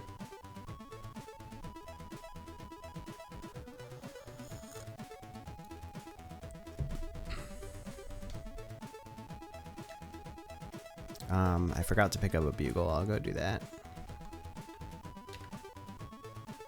Hello, meta construct. Yeah, we got a blessed +3 Hawaiian shirt. It was like early on in the game before I decided on my final equipment. You know, I wanted to enchant some armor. The Hawaiian shirt is kind of a no-brainer because it's like an undershirt, so you don't have to worry about commitment. Swim away, or I can cold wand freeze the water near the corpse. Yeah, I'll go with the bugle. Let me go ahead and find... Here we go. Grab the bugle. Okay.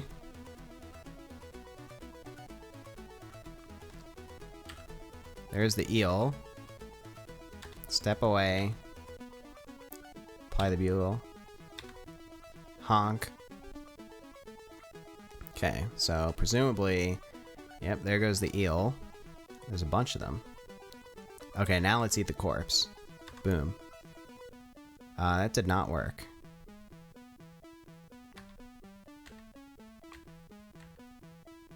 Come on, man.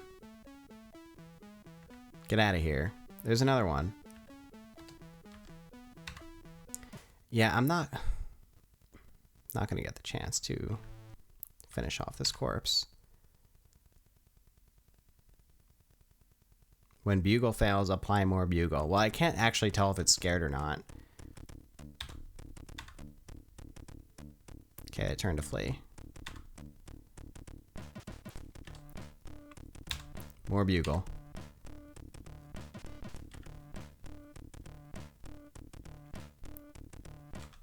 Eat the corpse. And now I'm satiated, so I can't safely eat the rest of it. Man. This is not going according to plan. I know I can use the Wand of Cold, but I just didn't really want to. I would rather just kill the eels, honestly. Oh, you never played NetHack Metaconstruct? You can eat the rest of the same quartz you started eating? I did not know that. That's handy. Alright. So, let me think.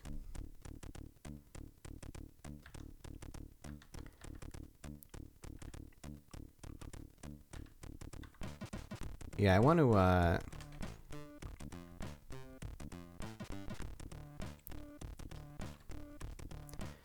gonna throw some darts at this eel, I think. Or I could zap a wand at it.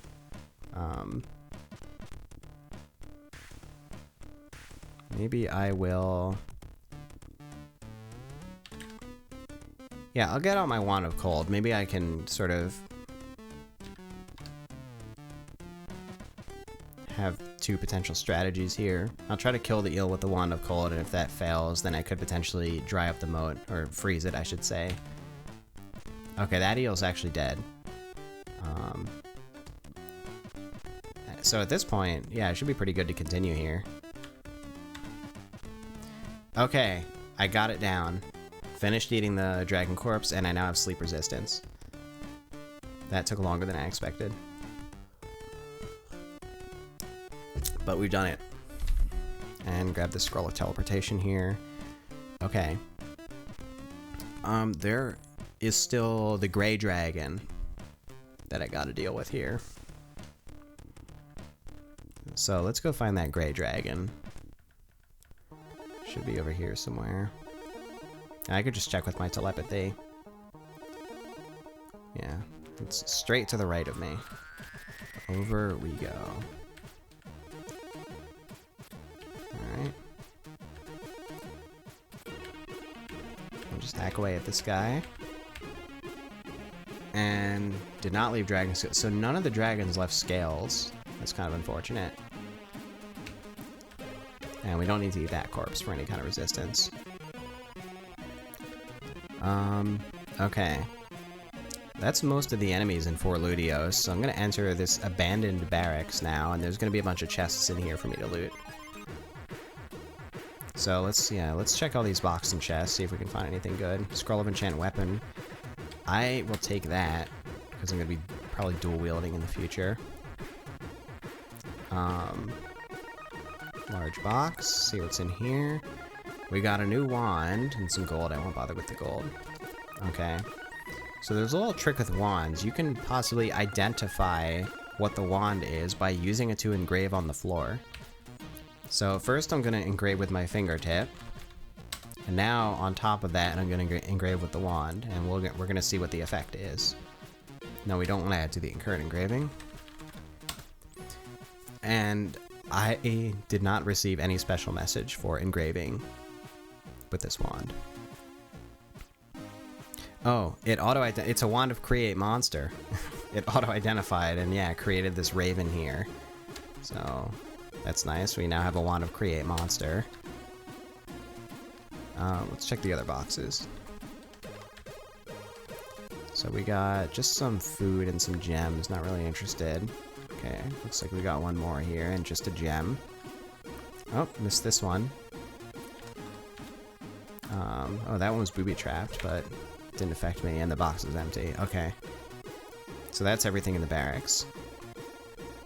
Didn't really get anything in there except the Wand of Create Monster. Let me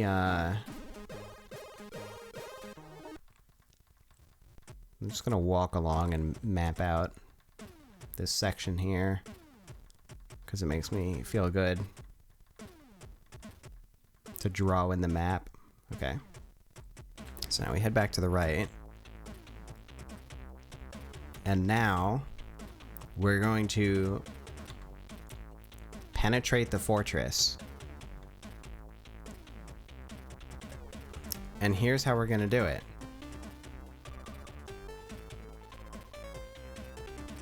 I don't know. We have some options. There's this moat here. Yeah, a couple options. You can put a boulder into the moat. You can evaporate the moat with fire. You can freeze it with ice, or you can just jump or levitate over it. I think levitation is probably the easiest way to handle this, but it's a little less convenient. It's really not bad. Yeah, we're just gonna levitate. Grab my levitation boots.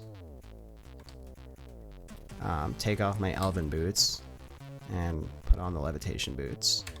So now we're levitating. We move in, and there's some hidden doors here. Oh, here they come. Bunch of monsters in here.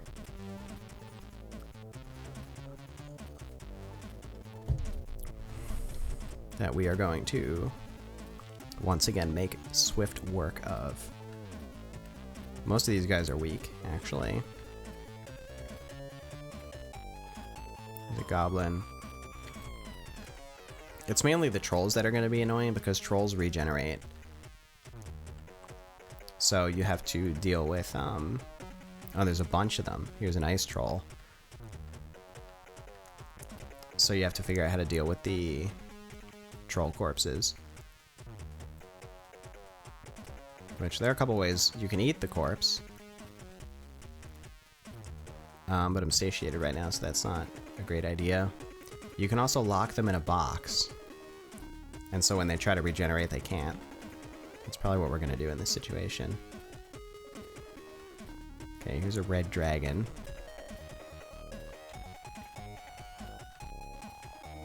Oh, that's significant, because I don't have fire resistance yet.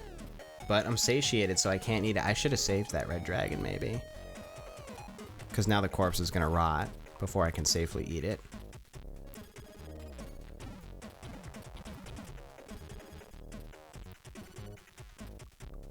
Oh, there's a lot more enemies in here, too. And there's the big boss himself, Croesus.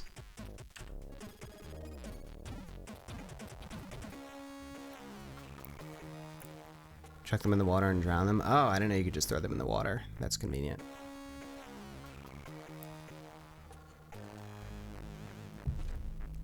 Okay, but for the time being, it doesn't really matter if they regenerate while I finish off the rest of these monsters, because they're not really a threat.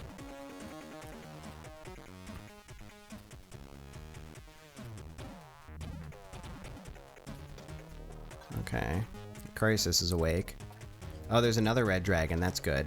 So I have another chance to... Oh, what's to my right there? That better not... Oh, that's an eel. Okay. So let's actually get out of the doorway here. I don't want that eel to be trying to pull me underwater.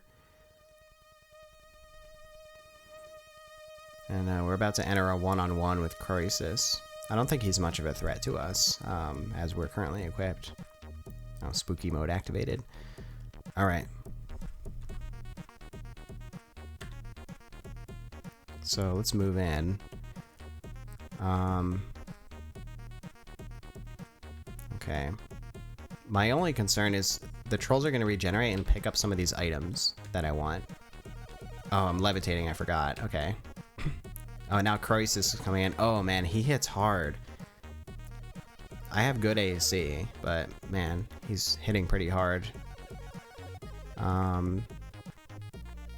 What do I want to do about this? I have some options.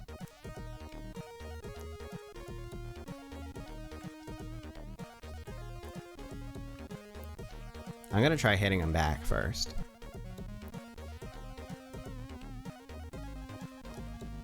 Boom. Okay. I am in danger. Let's get away from this guy. Let me think. How do I want to handle this? I am thinking I can zap him with the Wand of Teleportation. But let me try moving a square away first. Over to here. Oh god, he's following me. Alright, we're gonna cross the moat.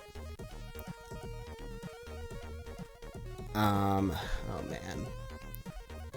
The problem is that giant eel might be in the square to the right of me, so if I try to move away and run into the giant eel, then Croesus is gonna hit me again and possibly kill me. So... so my question is, if I zap him with the Wand of Teleportation, is that guaranteed to succeed? I think it is. But if someone can confirm that, then that would be nice. Like, what are the cases under which you can zap something with a Wand of Teleportation and it fails to work?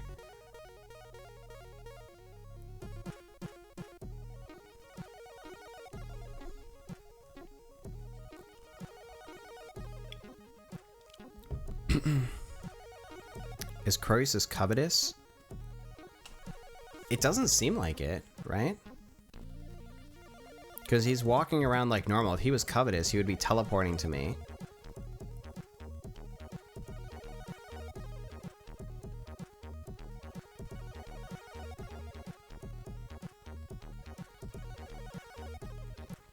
Alright, I'm zapping him with the wand.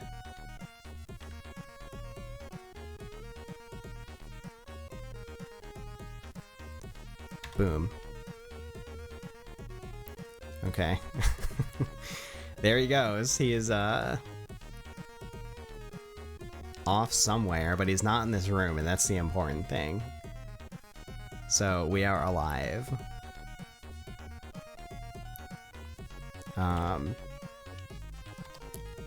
I should probably play this the safest possible and drink a potion of full healing.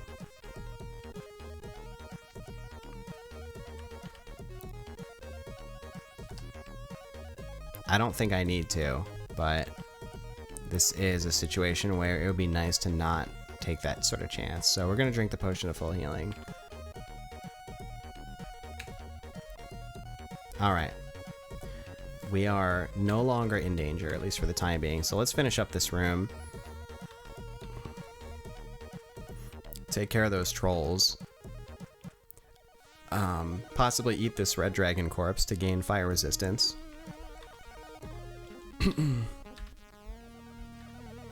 And then we're gonna hunt down Croesus wherever he might be on this floor.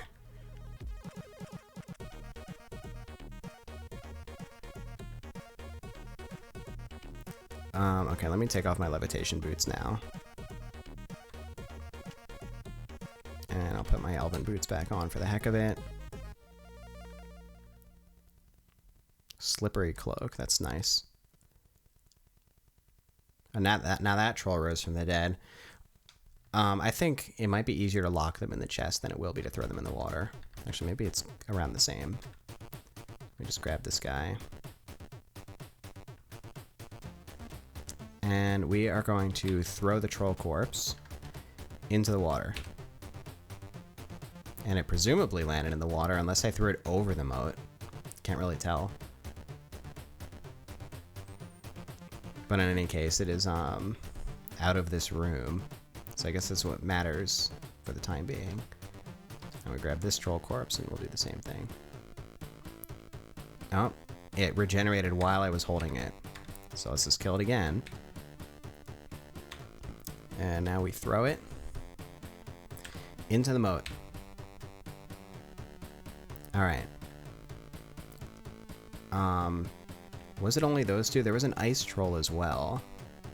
Where did the ice troll go? Oh, I'm standing on it. Okay. So we'll do the same thing with the ice troll. Into the moat. I think that's all of them. Okay. So the trolls are no longer bothering us. Let's start looking through some of this loot. What do we have? Got some scrolls and potions, a couple wands. Yeah, nothing spectacular.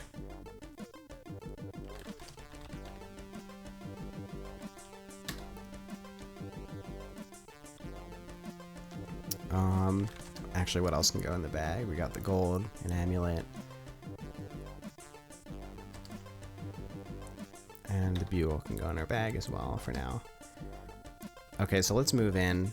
I want to become unsatiated so that I can eat that red dragon corpse and get myself fire resistance.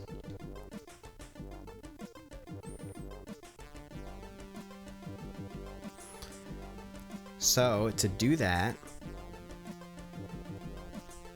Hey, the troll is back. Oh, it drowned. Nice. Alright. Okay, here's what I'm gonna do. I'm gonna lock myself in this room. And I'm gonna take off my metal armor so that I can cast spells. And when you cast spells, it costs nutrition. And you can use that to quickly unsatiate yourself. So that's kind of the plan. So we take off the hard hat, the gauntlets of power, shield of reflection, and the elven mithril coat. So almost everything here. Alright.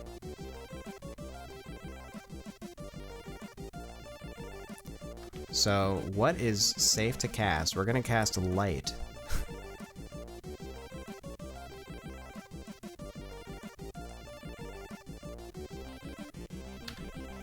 And we're just going to repeatedly cast light. That's convenient because I want to train my divination spellcasting skill anyway.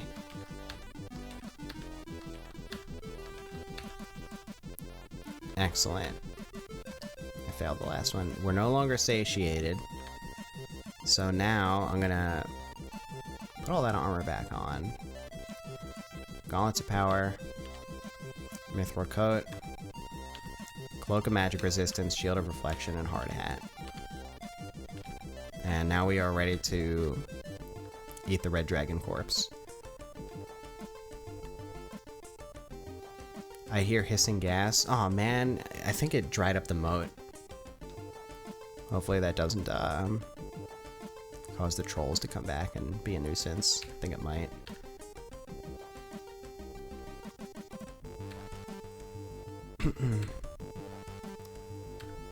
Alright, red dragon's dead. Has a couple potions and scrolls. Just grab those real quick. And now we eat the red dragon corpse. I succeeded. And I feel a momentary chill, which means I have fire resistance. Beautiful. So I no longer need my ring of fire resistance.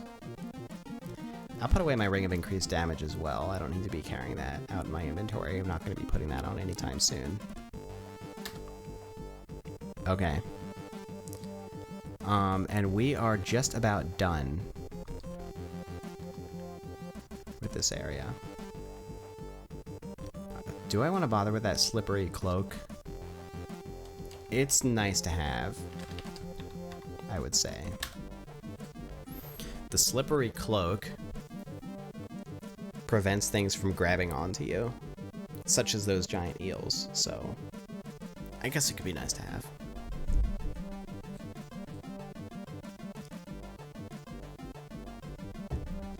Alright, so now there's a chest here that we need to loot. What do we get? Potion of extra healing? Sure, I'll take that. Eel resistance, true. Okay, and now we have a throne to sit on.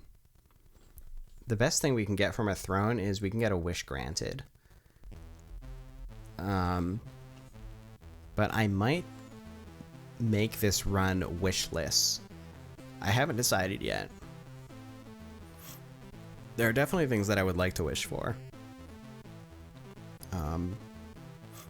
I think magic marker is on the top of that list right now. But I think it would be a little more fun and exciting to try to beat this without using wishes.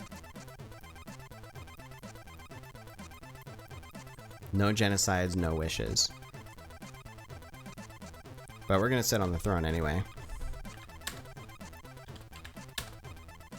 And I got no effects and the throne vanished, so doesn't matter in the first place.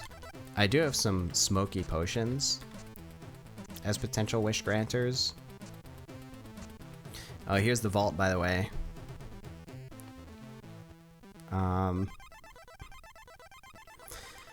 I might not bother with the vault here.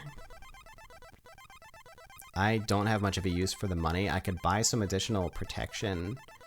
I could buy...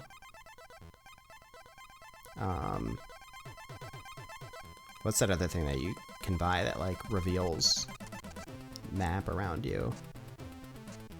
But that's not relevant until I find a priest. I can't remember. Can you, donate to the Priest of Moloch to get these effects as well? Or is it like, or are you punished for donating to the Priest of Moloch?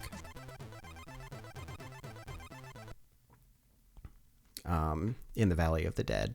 I don't remember.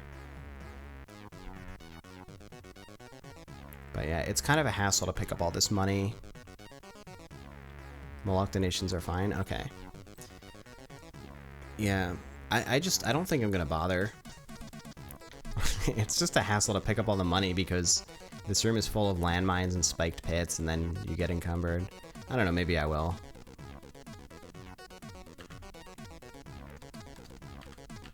You have to, like, disarm the landmines. Let's see. Guardian Naga, there's a Lich. Those aren't really threats.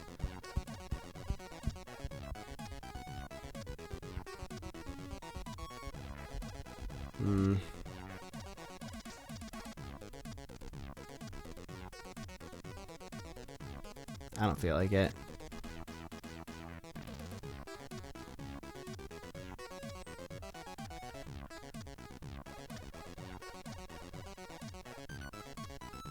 Okay, there's nothing else here I wanted to grab.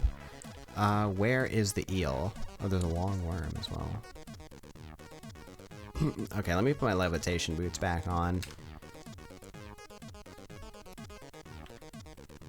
And we're gonna get out of here. We are done with Fort Ludios, pretty much. Oh, there's the eel. I want you to move out of the way. There we go. We'll just levitate around the long worm here. We can unblindfold. There's a freezing sphere. That's not a threat. We have cold resistance. Okay. Remove the levitation boots. Put on the elven boots.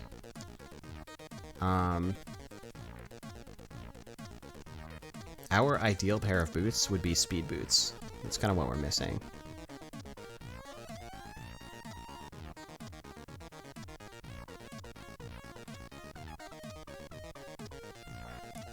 Alright, who are you? Oh god, I forgot. Croesus is still here. Alright. I totally forgot. I just, like, teleported this dude away. So yeah, we probably want to kill this guy. Let me back up a bit. Put my blindfold back on. Alright. So, how do I want to handle this guy? He hits me pretty hard, and I don't like it. I don't think this guy has much in the way of resistances, right? I'm thinking I could just, like, hit him with the Wand of Sleep. You know? Put him to sleep, literally. And then put him to sleep, figuratively.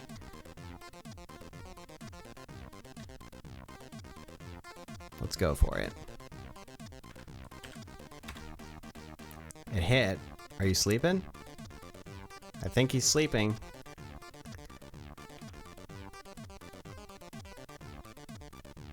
Here he is. Just peacefully sleeping like a baby. Boots of Speed are a classic strong item in D&D. That's cool. Yeah, they're really excellent in this game as well. In this game, you can be fast and you can be very fast. Right now I'm intrinsically fast, but speed boots, I think, are pretty much the only way to be permanently very fast. You know, you can drink a potion of speed, I think, for it to be temporary, but yeah, speed boots are really good.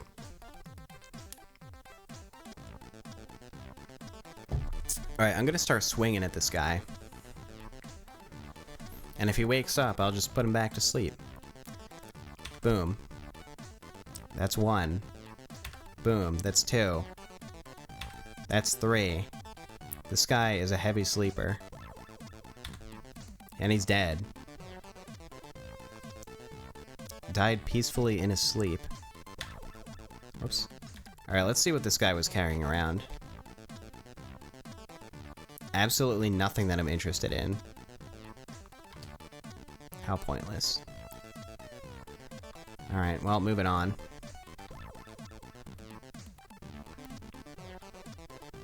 I at least feel satisfied for turning the tables on him. Let's get out of here. We're done with 4 Ludios. And we're back to the main dungeon. So our next most immediate concern is we need to reach experience level 14, and then we need to do the quest. Experience-wise, we're halfway there. We started at 40,000 and we reached 14 at 80,000, so we can just, like, we can go to the castle, for instance, and probably rip through those enemies and maybe reach level 14. The other way to do it is to find a source of gain level. You know, potion of gain level, or a wraith corpse, or something. Or an incubus as well. You can gain levels by spending quality time with the incubus, if you're lucky. So we could definitely do that. And I think I'm pretty close. I think there's an incubus in the big room, unless I killed it. Ooh, a melon. Taking that melon. Yeah, the incubus is no longer here. Where did I run into one just before? I forget what floor that was on that I ran into that incubus. Maybe I have it marked in the overview. I don't think I did mark it, though. No, I didn't. Let's see, level 8 has an altar.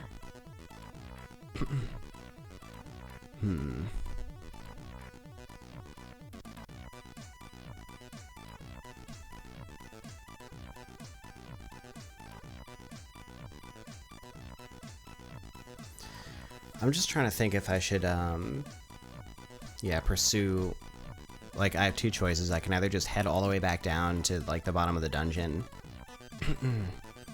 or I can pursue a source of gaining levels. Haven't decided.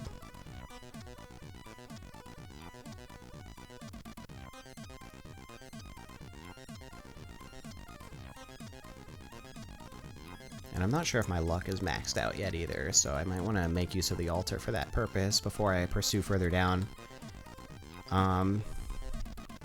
Where did I make my stash again? Level 10, was it? Okay, let's do some housekeeping. This is not where I have my current stash. Where did I make my current stash? Level 23. Okay, that's where all my items are. So I'd have to go all the way back down to level 23. Well, since we're up here on level 10, I'm going to head up to level 8, where I have... I am surprised that my pet Mallow here is still tame after how long I abandoned him on this floor. But he is still tame.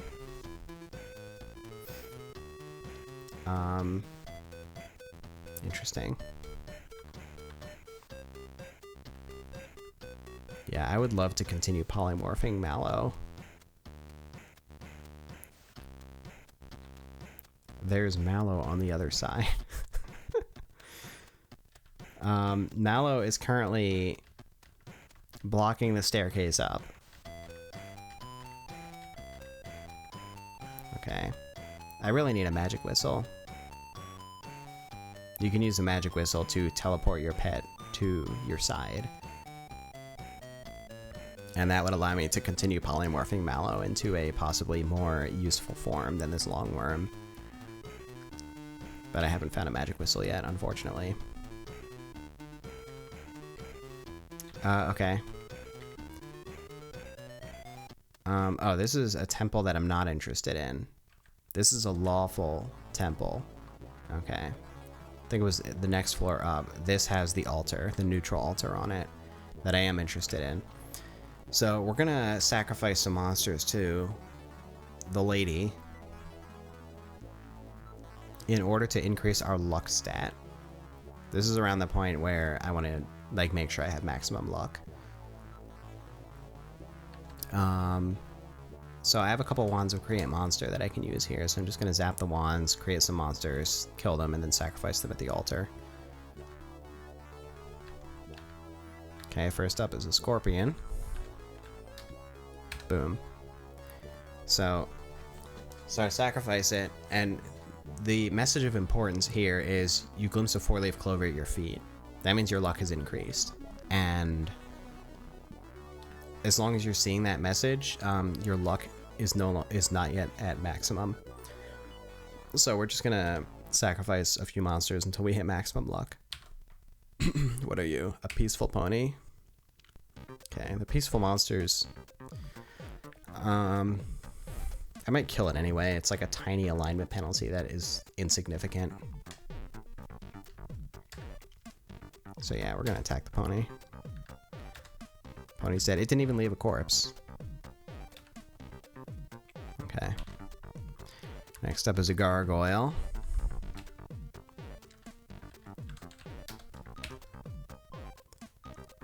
We have received a gift from the lady for our sacrifice. This is, normally that's a good thing, but in this case I'm not really interested because that makes it take longer to increase our luck. But let's find out what the gift is. Usually you're going to be gifted some kind of artifact weapon. My first gift was Vorpal Blade, so it's going to be unlikely to be better than Vorpal Blade. I think the one weapon I would pick over Vorpal Blade is Frostbrand. So let's find out what it is. It's Mjolnir. Interesting. I don't think I've ever used Mjolnir in this game.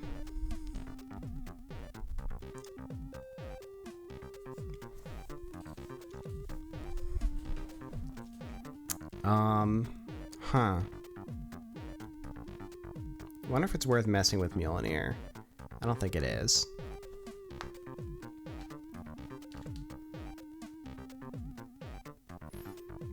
But I would have to consult the wiki to remind myself what Mjolnir is capable of. So I think it has some special properties, like you can throw it and it comes back to you, which is pretty cool. And it does shock damage, that makes sense. D24 shock damage. Oh, but the base damage sucks. The base damage is 1d4. So you're really counting on the D24 rolls to do good damage with this thing, I guess.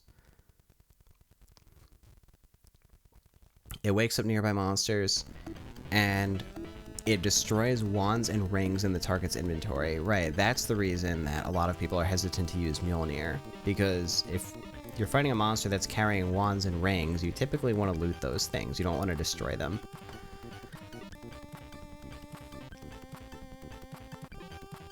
So, I think I'm going to pass on Mjolnir, even though it seems pretty fun to use.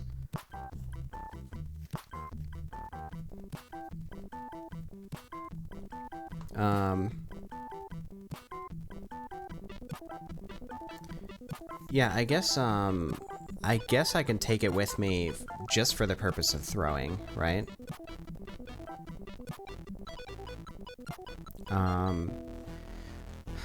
If it's not too heavy, then I'll do that. I'm thinking about it. Let me pick it up, and yeah, that immediately encumbers me to carry it around, so I'm not sure how I feel about carrying this around. I'll drop it for now. I kind of want to put it in a safe spot, because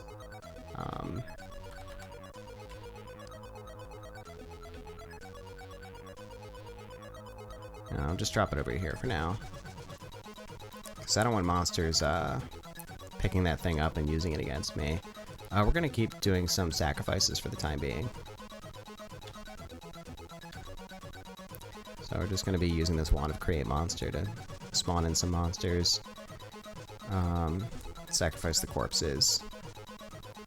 Black unicorn. But yeah, now that the lady has gifted us an artifact, there is sort of like a timeout period before we can start gaining luck again. Oh, okay, we already exhausted the timeout period because we got the feeling of reconciliation. So, yeah, back to our original plan to sacrifice monsters until we get maximum luck. Okay, take out the nymph. No nymph corpse, that's fine. And we keep going. That one also didn't leave a corpse. Grid bug, that's not going to leave a corpse. Rock piercer, that did leave a corpse. We got another gift already? You're kidding, what are the chances?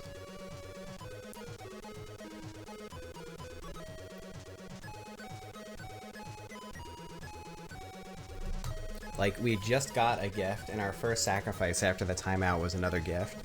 And I think the more gifts you get, the less likely it is to happen, and we already got 2. This is our 3rd, so... That is... really interesting. Hello, Lucas.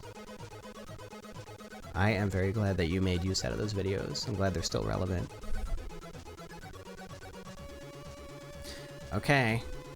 Let's see what this artifact weapon is. It's Magic Bane.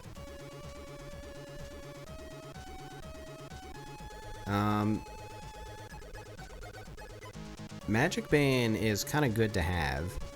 Magic Bane has some special properties to it.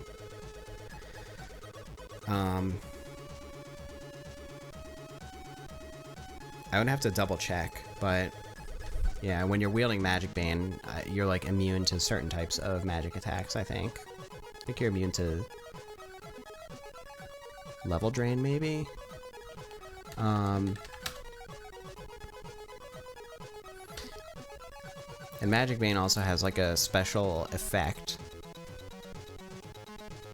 depending on how enchanted it is. So you can like probe the monster to see their HP and inventory. You can stun the monster, you can scare the monster, and you can cancel the monster. So, yeah, it can be nice to use Magic Bane, I think, against certain targets. It grants magic resistance while wielded. It absorbs and negates 95% of curses directed at the wielder. That's what it was. Right, so if something tries to curse you, then it absorbs it.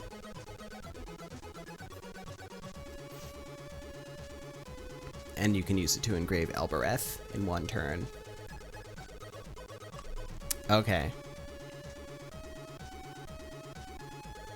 So... we're definitely carrying Magic Bane with us. The question is, how much are we going to enchant it? Because Magic Bane's special effects depend on its enchantment level.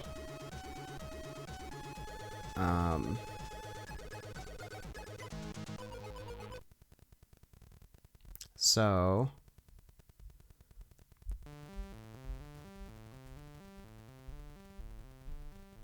let me see...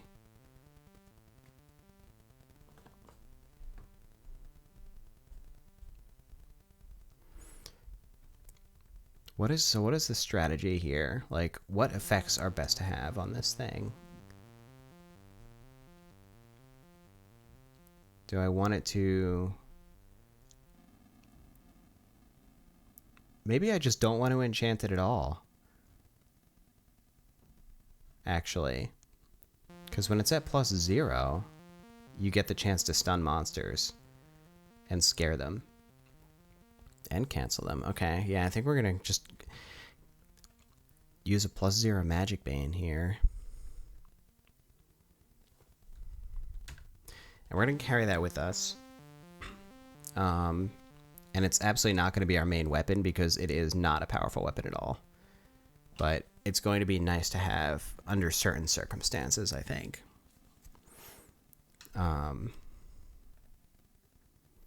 Okay. Yeah, sorry, I had to do a little bit of research on that one to make sure I was making the right choice. This wand of Create Monster is empty, so let's put that away, and we have another one here that we're going to start using. Oh no, I do not want to break the wand.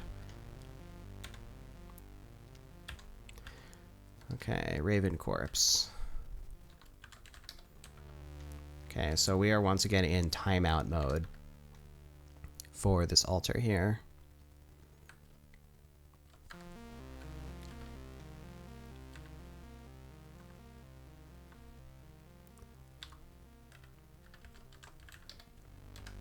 Since we have received another gift from it, so I can't receive luck from sacrificing monsters until we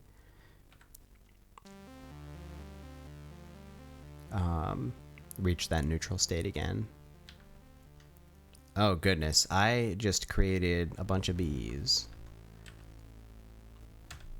I don't mind. They should leave plenty of corpses for me. And they are, actually. Nice, look at all these sacrifices that I get. Oh, that one dropped some tins. This one dropped a wand. Okay, that was pretty good. Let's okay, but first let's sacrifice all these bees to the lady. Okay, those apparently didn't give me that much. Okay, new wand. So we're going to engrave test this wand. You can figure out what kind of wand it is by engraving in the floor with it. The bugs on the floor slow down, so this wand is a wand of slow monster.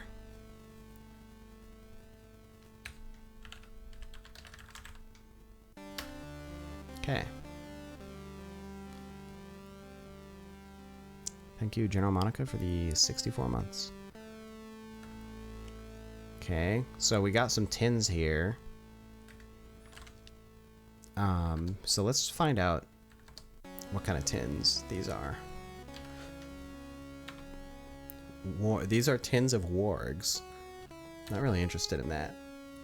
So I'm going to drop the tin of warg meat and put my tin opener away. And let's continue sacrificing monsters to this altar. A tiger.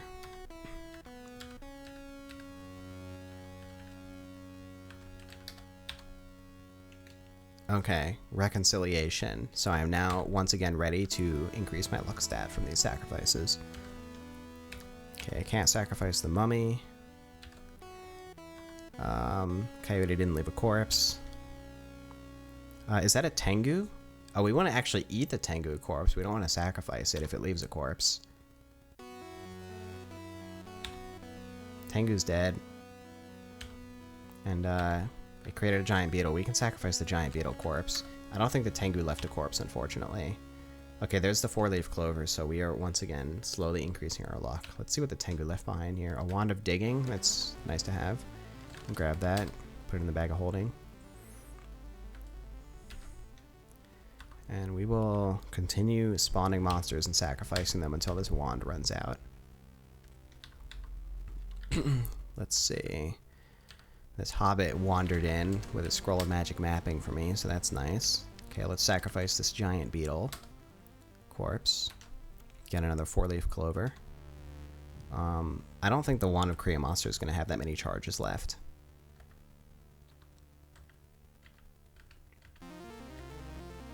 Okay, I think Leocratas are very heavy, so I want to try to lure this thing like onto the altar so I don't have to carry it onto the altar. There we go. And we're going to sacrifice the Leocrata corpse. And I get another gift from the lady. This is like, I've never gotten this many gifts in like a short period of time from these sacrifices. It's really crazy. This is my 4th gift. So to recap, we got the Vorpal Blade, we got Mjolnir, and we got Magic Bane. Let's see what this one is. Cleaver. Okay. Cleaver is a fun weapon because I think when you attack a monster with it, it also attacks adjacent monsters, which is pretty cool. But I don't think I'm very interested in using it as a weapon, so we're going to deposit it up here with Mjolnir for now. And in terms of sacrificing, I think I'm done with the monster sacrificing for now. The wand is probably almost up, and since I received another gift, I am in timeout mode anyway. So yeah, we are done with the sacrifices. I'm going to annotate this dungeon level as artifacts, just to let myself know this is where I left the artifact weapons behind.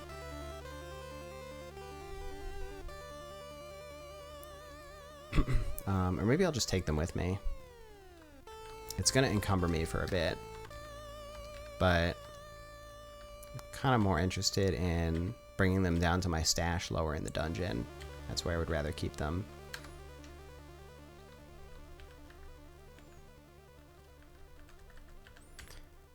And I think we are ready to proceed deeper into the dungeon at this point. Again, our next most immediate goal is to reach level 14 so that we can do the quest. And I haven't found a good source of gaining a level, so I might just proceed deeper into the dungeon and fight monsters until I naturally reach level 14.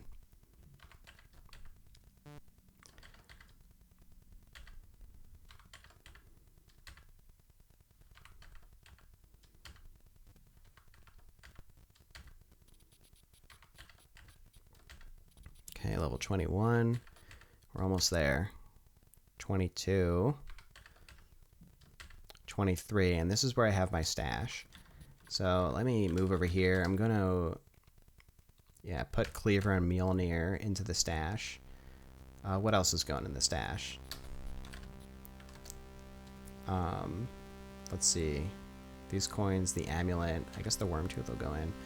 We got an ad starting soon, so I'm gonna take a quick break. I'll be back in a few minutes.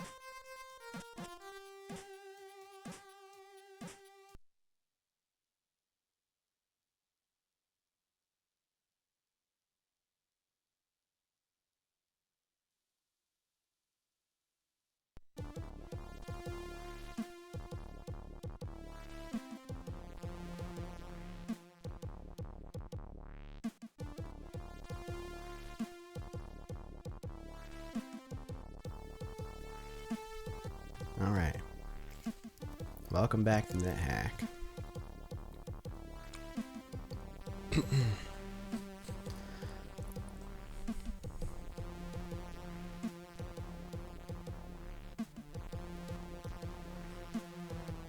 Where do we leave off? We're doing some quick housekeeping at our stash, and then we're going to proceed deeper into the dungeon.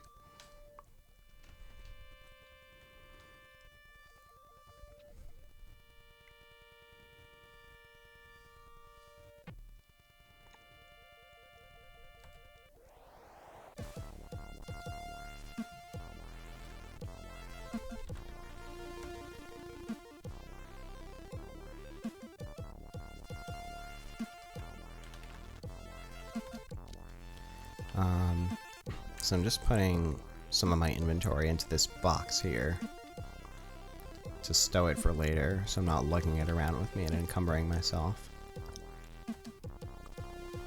Alright, so those are going in the box. I might reach encumberment pretty soon anyway, because I'm carrying around quite a bit of stuff, but not an excessive amount. Okay, I think it's time to get back into some action here, so we're going to proceed further down. Oh, polymorph trap, that's nice to know. Okay, here we are. This lamp has no oil in it.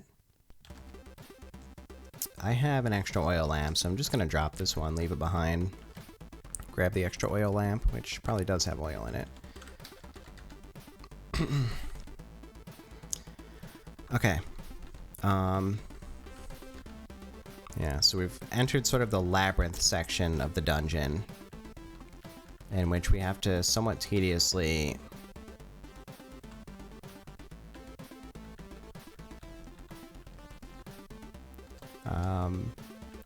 make our way through. There are some ways of making this more efficient. Oh, there's the down staircase, so I'm just going to take it. Yeah, so I can use scrolls of magic mapping to map out these floors. Ooh, a new wand of create monster, that's good. I can use scrolls of magic mapping, but I want to save those for deeper in the dungeon. I could also just repeatedly dig holes downwards to get to the castle, which is worth considering. Ooh, we got a nurse. Yeah, I'll just kill the nurse normally, I think. Don't feel like performing any nurse shenanigans at the moment.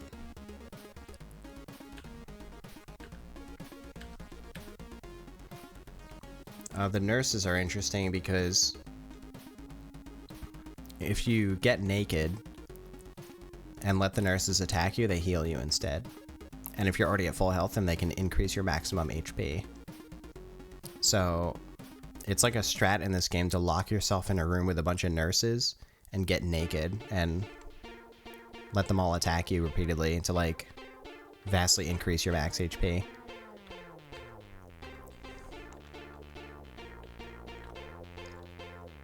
So whenever I like come across a nurse, I consider whether it's like worth doing that just based on the location that I'm currently in. We have a Minotaur here. Minotaurs hit hard, but we should be able to take it without a problem. Yeah. And Minotaurs pretty often carry a wand of digging, which it's pretty nice to stack up on those late in the game. But this one did not have one, unfortunately.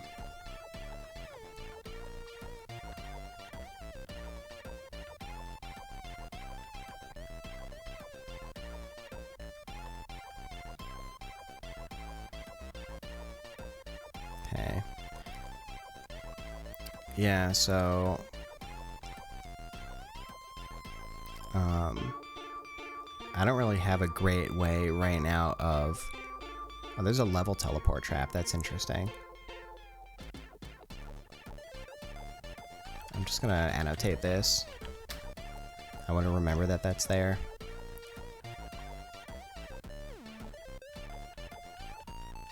But yeah, there are some ways of expediting this like process of navigating the labyrinths. as I was mentioning. But I don't really have a free way of doing so right now. I would have to use Scrolls of Magic mapping, basically. I'm sort of considering the possibility, as I mentioned, of just digging downwards until I reach the castle. And then just, like, later on when I have to get back up, I can, just find my way back up from there. Or I can, like, I found this level teleporter, for instance, and I could maybe use the level teleporter to get back up. That seems like it could be a pretty good strategy, actually. Let me just take out this mountain centaur. Reach the dead end. Alright, I'm gonna dig a hole. Boom. So now we're on level 27, which looks like another labyrinth. Okay, the castle is... Oh, there's the up staircase. That's convenient, actually. I'm gonna take that, just to reveal the location of the down staircase on this map.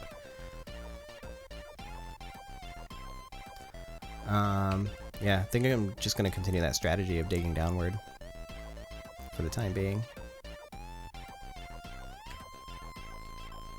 Okay. Oh, made it to the castle. Okay, I can tell because there's water over there.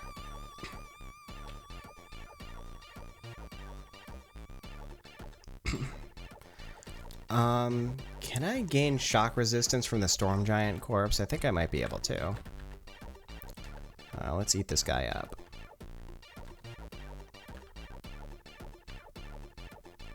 Okay, I did not get any resistance. And giant corpses can also gain you strength as well. I didn't get any strength though. I found a new wand, a short wand, so we're going to do the engrave test to figure out what that wand might be.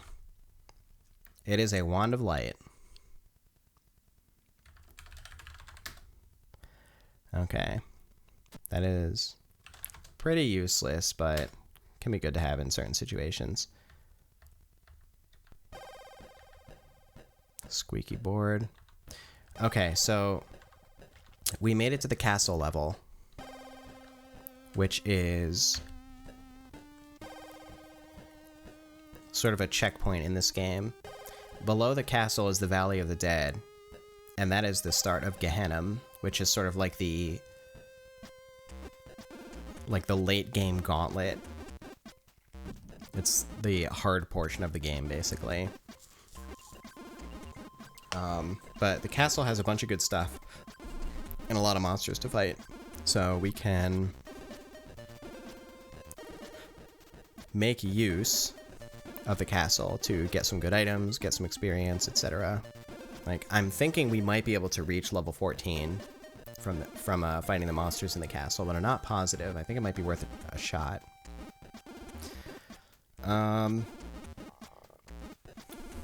First things first, I'm taking out my slippery cloak. And I'm putting on the slippery cloak. I also need to wear my levitation boots. Okay. So the thing I don't like that much is, in order to put on the slippery cloak, I have to take off my cloak of magic resistance, so then I won't have magic resistance.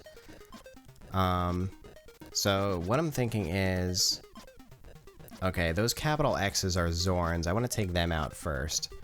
Let me blindfold myself, because there's going to be some giant eels around, and I want to avoid the giant eels for the time being. I can take on the sharks, no problem. Okay.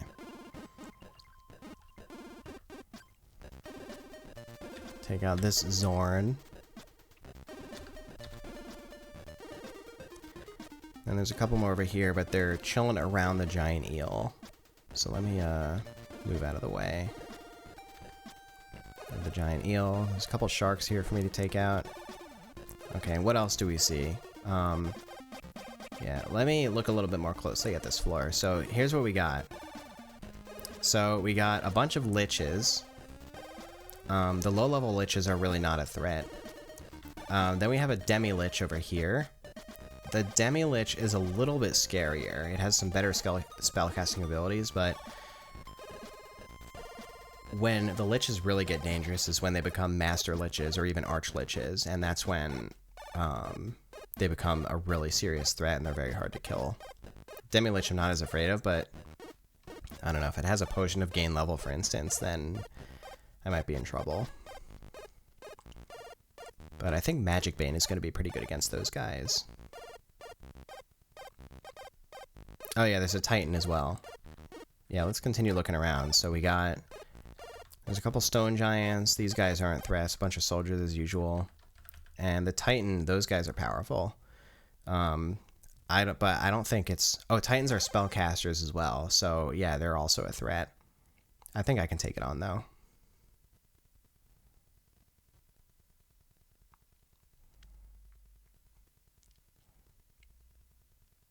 Lawful good liches. That's curious. Huh. Okay. Yeah, a little scared of the Titan. Not as bad as Master Lich, because Master Lich is covetous. Like, it constantly teleports to you and then teleports away, so it's really hard to kill. Titan, not so much. They're just, like, scary spellcasters. Then we have a Disenchanter, which you want to steer clear of, because that can remove the enchantment on your equipment. So you want to take that out from a distance. And that's pretty much it. No major threats. What are the dragon colors here? None that I'm interested in, unfortunately. We have green, blue, red, and yellow. I'm primarily interested in silver, so it's kind of a bummer there's no silver dragons.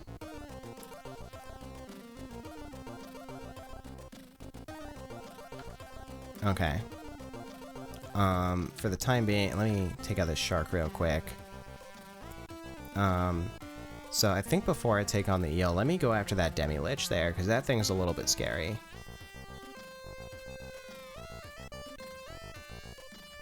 I can't remember if Demi-Liches can curse my stuff, but I'm going to switch to Magic Bane just to be safe. Because if I'm wielding Magic Bane, it's not going to be able to curse my inventory, and that's one of the more annoying things that Liches can do, is curse your inventory.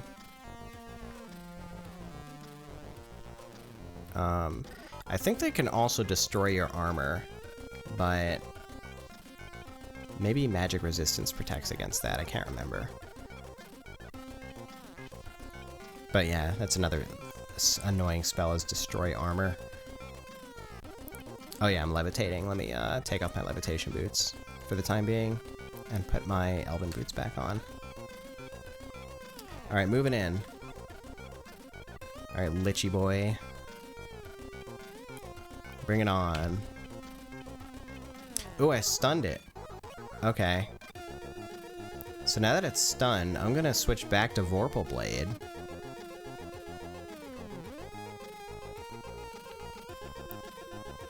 Oh wait, did it just move? Oh yeah, stun means, it's not like paralyzed. But it's not going to be able to as effectively. Oh, it is still casting spells at me.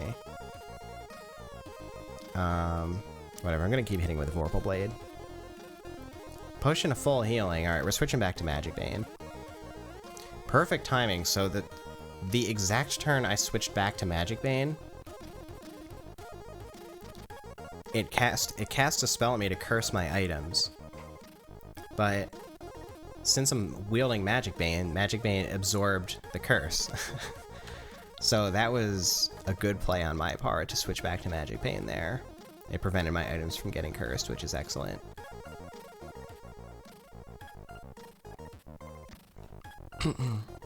So yeah, we're gonna hold on to Magic Bane here and just smack the Demi-Lich with it. I don't think it can do all that much to me if I'm using Magic Bane against it. Oh, I probed it. 66 HP. Well, not doing that much damage to it, but I don't know. Let me what is my knife? Oh no, is the Athame a dagger? Or is it a knife? Or something else? Let me see.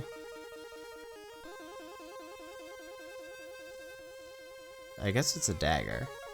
Currently unskilled in dagger. Okay. Yeah. Then I can use this opportunity to bring up my dagger skill as well. Currently it's unskilled. I can bring it up to basic and then maybe 2-weapon Magic Bane and Silver Saber or something just to get in some more damage here. Okay. But yeah, this fight is going well. I'm pretty sure the Demi-Lich just can't do much against me. It's dead. I've done it. Alright, Demi-Lich is dead. Still can't enhance dagger, that's fine. Still wielding Magic Bane. Killing a Demi-Lich is pretty impressive. Yeah, like I said, the biggest threats are the Master Liches and the Arch Liches. Those things are hard to kill. And very dangerous. But, yeah, I'm holding Magic Bane. You know, I have magic resistance. It can't affect me with curse items. So, it really wasn't able to do much against me to cause me harm.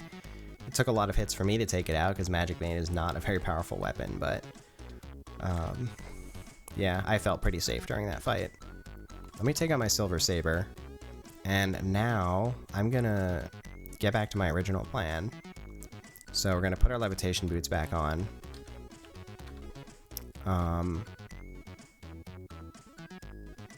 And we are gonna put on our slippery cloak. So we're taking off the cloak of magic resistance and we're putting on the slippery cloak. And the reason for that is the moat has some giant eels in it that want to pull me underwater and drown me, but as long as I'm wearing the slippery cloak, they can't actually grab hold of me. So I can safely take out these giant eels.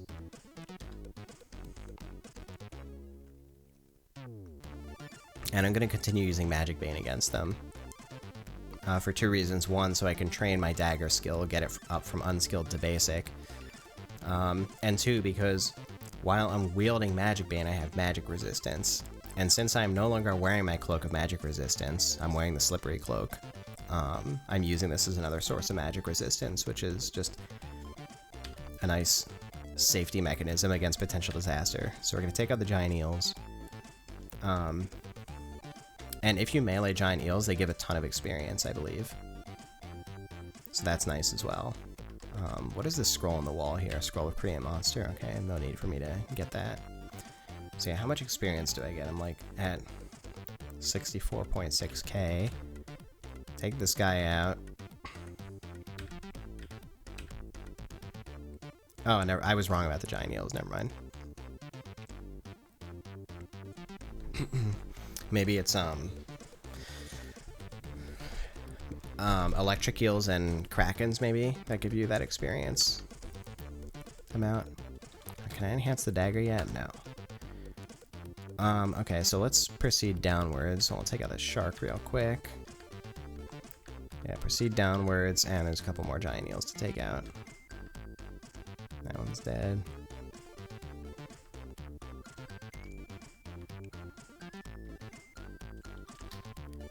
Okay, one more down here.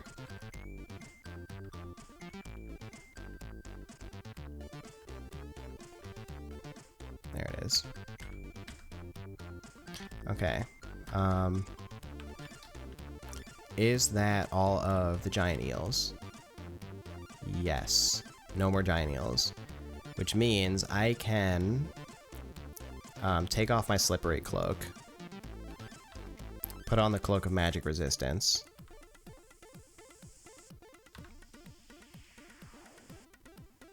And switch back to the Vorpal Blade.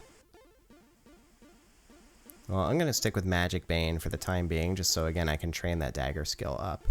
And I'll put the Slippery Cloak back in my bag. Okay. So, there are a couple of ways to get into the castle here. I can take the front entrance, where there is a drawbridge. That's that little number sign that you see, the yellow number sign. So I can take the drawbridge. But there's also a secret entrance in the back that I can take. I don't have a strong preference on which route to take. I think I usually prefer taking the secret entrance. The drawbridge is like a little more of a mess to take. Because you open the drawbridge and then you're just like flooded by the monsters. It's a little bit less controlled. Then the back entrance, you get like a nice doorway choke point. Find it slightly safer. Let me light my lamp again.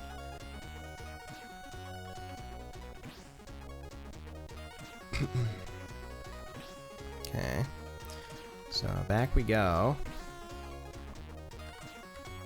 Into the back entrance, and we're still levitating. There's going to be some trapdoors here. And these trapdoors are how you get to the Valley of the Dead beneath the castle. So we're going to be jumping in those trapdoors a little bit later on. Okay. And here's the next question / concern. Should I fight the dragons right now? Oh, I can finally enhance dagger. Okay. That's nice. So now let's switch back to Vorpal Blade. And I'm still wearing the Shield of Reflection. Let me put the Silver Saber away. Okay, so now that we're using Vorpal Blade again, I think I'm going to go ahead and take out those dragons first.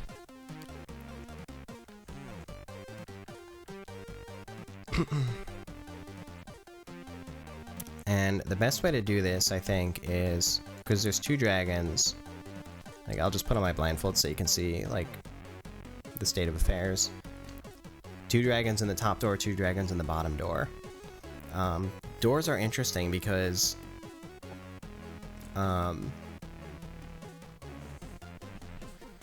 you can only travel orthogonally through a doorway. But if I kick the door down, you can travel diagonally through it. I don't think that matters all that much in this situation, but... let me go ahead and, like, I'm gonna stand in this diagonal angle.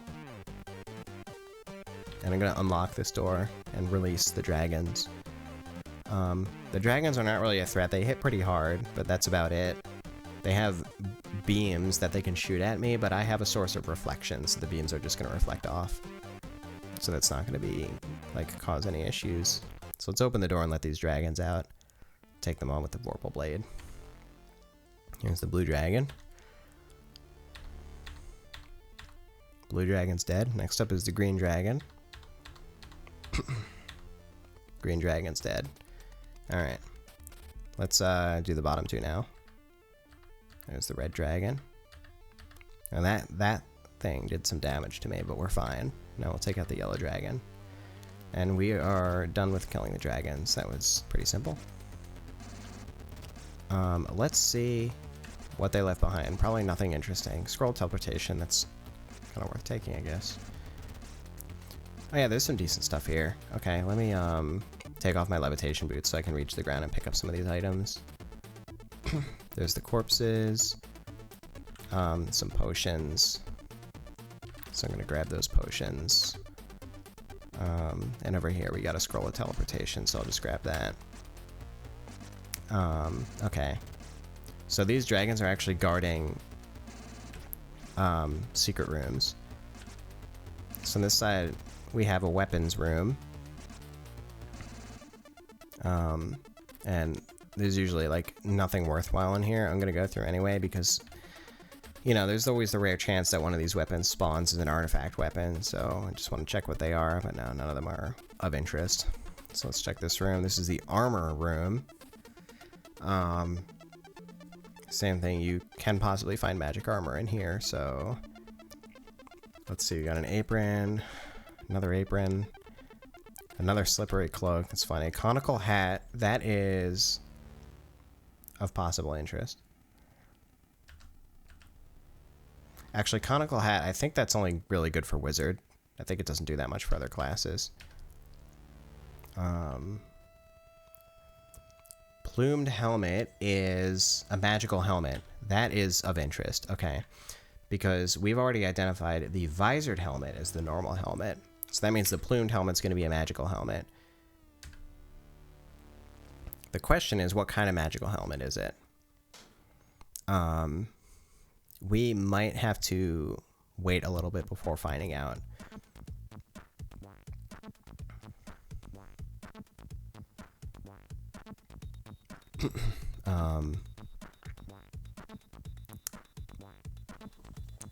Or I could just maybe put it on and find out. I don't think any magic helmets, like, cause instant, concern. Let me just double check. I'm gonna take a quick look through the magic helmets. So, yeah, so there's pretty much only the Helm of Brilliance, the Helm of Opposite Alignment, and Helm of Telepathy. Helm of Opposite Alignment's not going to do anything because I'm neutral. And then the other two are good. So let's just put it on and see what happens. A Helm of Opposite Alignment curses when you put it on. But again, there's not really an issue with that.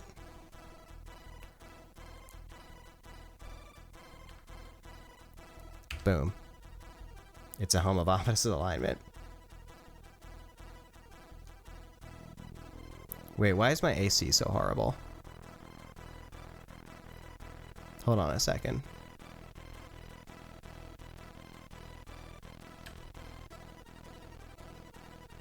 Is there an effect that I don't know about on this thing?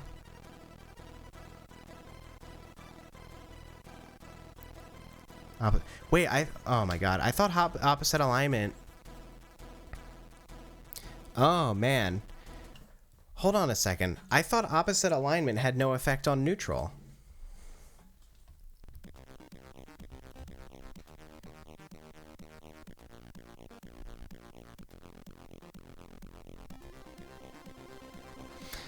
Oh man, that's a pretty bad mistake. I swore all this time I always thought that Helm of Opposite Alignment only affected Lawful and Chaotic, because I could have sworn that strategy for Astral Plane, it was only, like, I for some reason in my head, I had Astral Plane strategy in my head where Opposite Alignment is only useful for Lawful and Chaotic on the Astral Plane. Alright.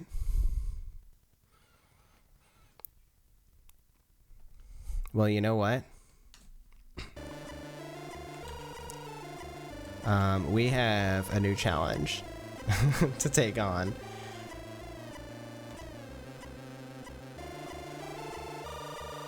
Let me just read the scroll of Remove Curse. Take off the helmet's opposite alignment. Oh, and I'm back to neutral. Okay, so the worst thing that happened was I lost all that intrinsic protection, which kind of sucks because now my AC is, but at least I'm still neutral. Alright, well, we're holding on to the helmet.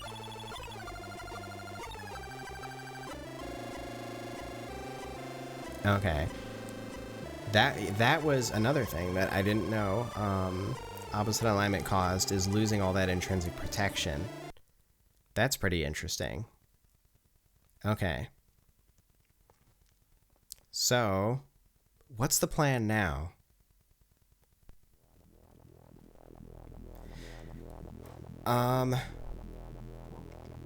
Okay. Gamers, I think we gotta take a detour. Well, AC -4 is honestly, like, not horrible, you know? Let me take another look at, like, what's on this floor and decide if I want to fight these with an AC of -4. But, I mean, I think I'll pretty much be fine. What do we got? Like, there are... Oh god, they're coming in! They somehow managed to break down this door, and now they're coming in. What happened? Alright. Let me... Okay, I'll deal with them in a second. But yeah, I'm not too scared about my armor class, and I can fix it in a little bit. Get that intrinsic protection back, but... oh yeah, this is just food, I forgot. Nothing useful is gonna be in here. And then the other one's gems. Okay.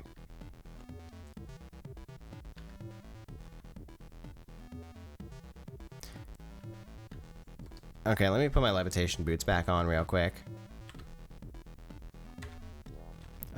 Make sure I'm wearing the rest of the armor that I want to be wearing, and I am.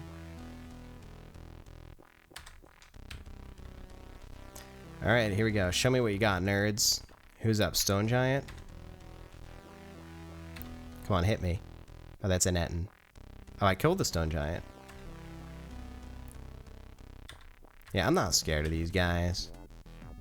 Bring it on. Who needs armor class?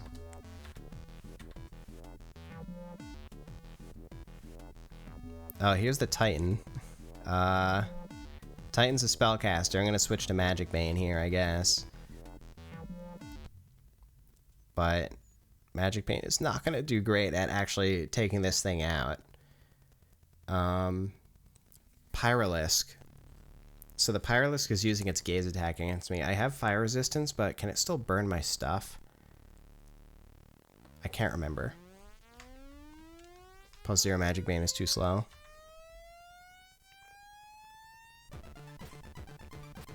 Dang.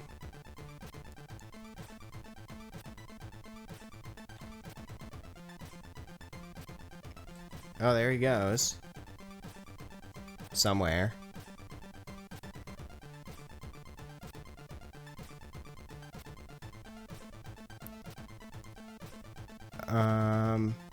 What did that damage to me? Hold on. Let me read the log here. Oh, it just meleeed me and did a lot of damage because it's a Titan. Okay. Yeah, let's... I'm gonna back up and switch back to Vorpal Blade.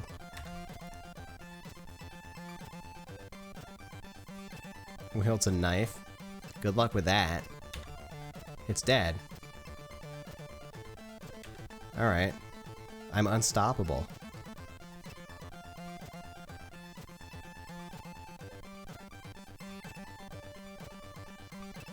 Alright. Let's keep going. Take out the Naga, take out the mummy, zombie. Okay, and the soldiers are gonna start coming in. There's the Pyralisk. Okay, there's the troll. And there's a rust. So the rust monster and the disenchanter are a little bit scary.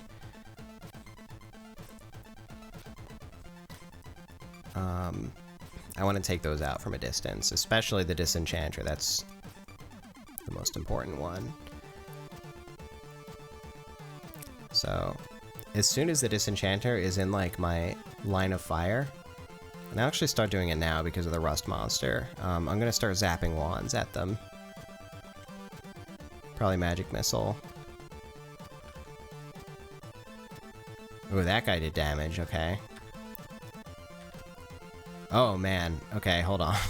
let me get out of striking range of this ogre because it is doing a number on me. Maybe I should heal a little bit. I'll drink a potion of extra healing. Oh my god, I'm at 7.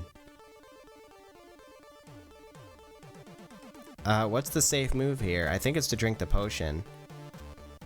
I should have backed up more. What was I doing? Yeah, I meant to back up behind the trapdoor, but I mistakenly did not. But now I'm scared because... So if I back up, then the Lich could cast a spell at me and kill me, so I want to drink the potion. I think that's safer here. It didn't help that much. Let's back up. Alright. No, it's not ending here. It's not. I'll drink the potion of full healing. Let's play it safe. We're back.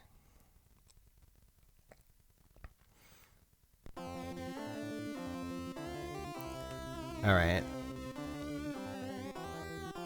Happy birthday, Orator. Alright.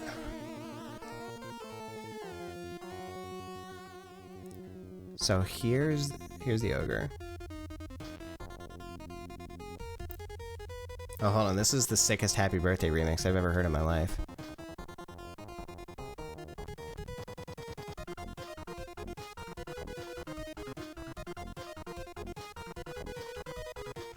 I think I'm ready to move back in.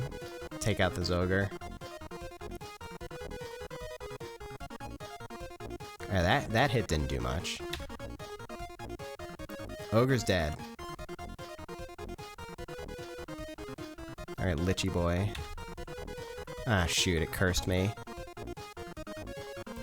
Okay, I gotta check my inventory to see, like, if anything... Okay, the Luck Stone is no longer blessed, so that kind of sucks. I should have switched to Magic Bane. I thought I'd probably be able to take this thing out before it actually cast a curse spell at me, but I was wrong.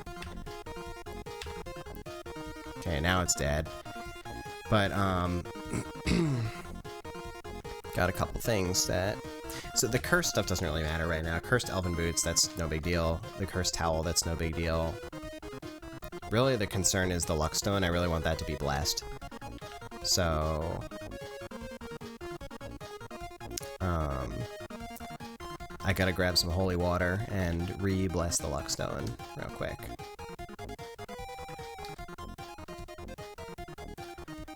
So we dip the Luck Stone in the holy water. It is once again blessed. Okay. Not gonna make that mistake again. The next glitch is coming up, and I'm gonna switch to Magic Bane to prevent that from happening. So I'm gonna kill the soldier first. There's the next glitch. Switching to Magic Bane. Okay. So, as long as I'm wielding Magic Bane, if the Lich tries to use that Curse Items spell against me, it's not gonna have an effect. Or mostly not.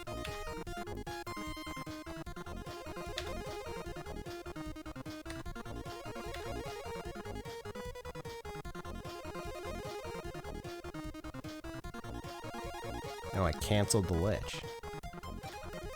Okay, the Lich is dead. Switching back to Vorpal Blade. There's the Rust Monster. Let me see. So, what can get rusty here? Gauntlets of Power, Hard Hat. That's probably it. But yeah, I still don't want those things rusting, especially now that my armor class is not great, so... The Rust Monster eats a Wand of Create Monster? Oh, don't eat my stuff. Come on, man. Oh yeah, the wand is empty. What other wands do we have to use against this thing? Wand of Cold.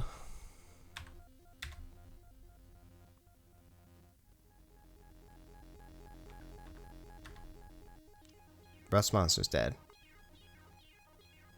Alright. Let's move back in. Kill the Zan, kill the zombie. Okay, let's see what's in this pile here. Anything I want to pick up? So we got some basic armor, corpse, a sword. There is nothing in this pile that I'm interested in picking up. Okay. I'm gonna blindfold again to see where the Disenchanter is. The Disenchanter is nowhere. Where the Disenchanter? Did I kill it? Or did something kill it? I guess it already died somehow. It could have got caught in the crossfire of something, but that's a major concern out of the way.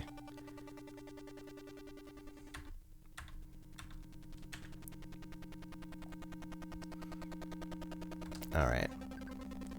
Tasty Ogre King corpse. Yeah. That corpse does not provide any effects or benefits.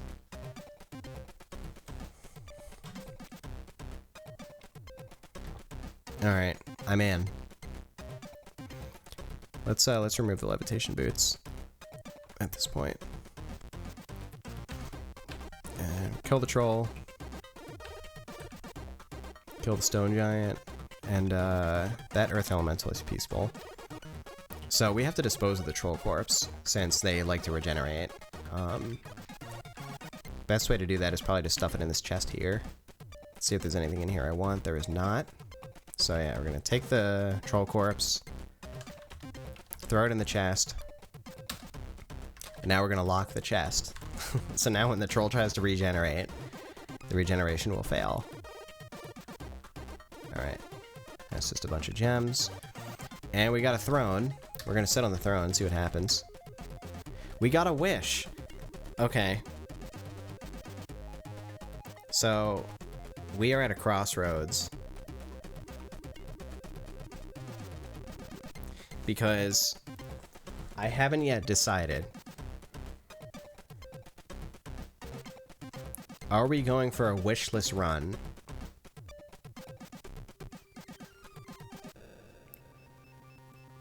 Or are we getting wishes granted? If you don't know, wishes allow you to wish for any item in the game. So it's a pretty important and convenient way of like filling out the missing pieces of your kit. Once you reach the end game, you know, there's like certain items that are pretty essential for the end game, so you can often use wishes to fill that out.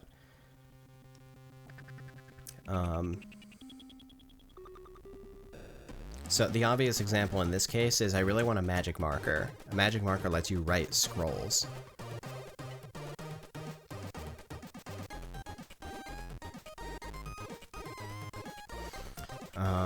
Which is really useful in the late game. You can write scrolls of magic mapping, you can write scrolls of, I don't know, enchant armor and enchant weapon, scrolls of genocide if you choose to use them. So yeah, magic marker is really useful, and I haven't found one yet. And there's a couple other things I would like to wish for. I mean, I haven't found a magic whistle, which is really inconvenient. Let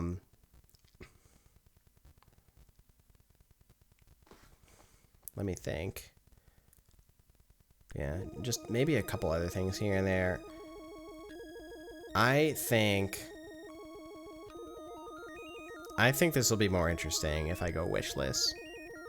I've already beaten the game with every class, or every role. I'm ready to take on a challenge. No wishes, no genocides. Another Hawaiian shirt? It's honestly hard to pass up.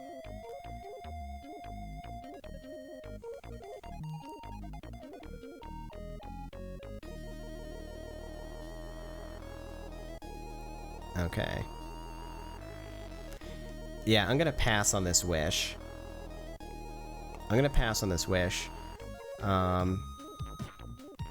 We're going wishless, I think. Because we're gamers. We already have our wish granted of being a gamer.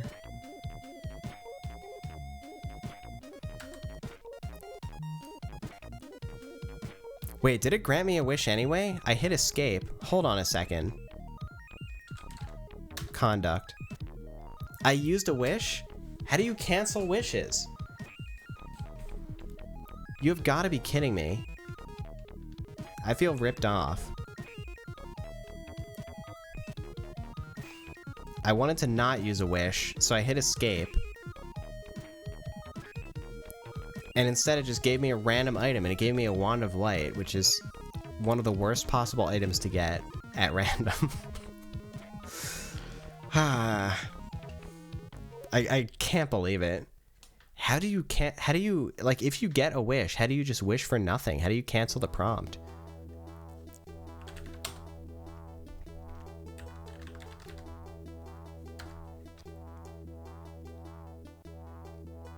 I figured it out. I looked it up on the wiki.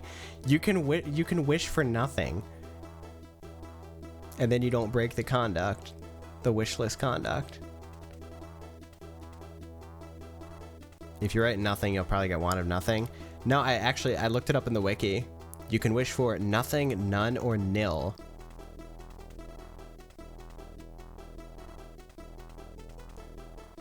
And that works to cancel the prompt. I'm so mad. I don't care what the game says. This is a wishless run. Yeah, you can wish for nil. Okay.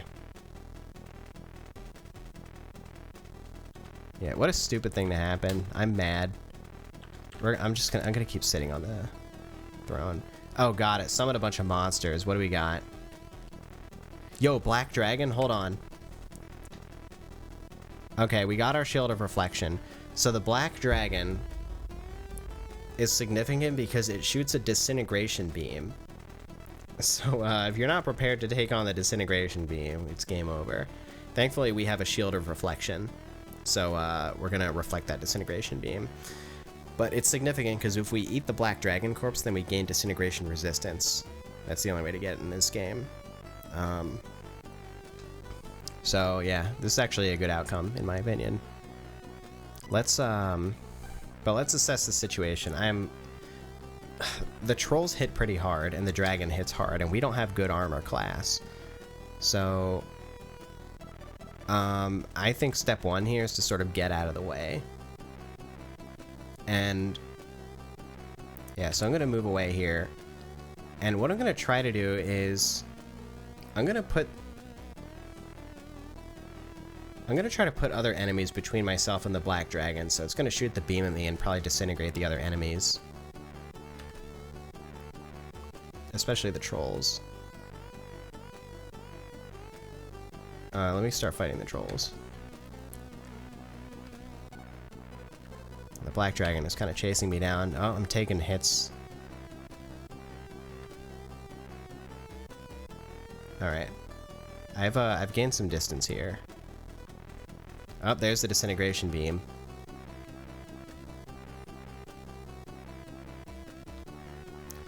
Okay, let me take out this forest centaur.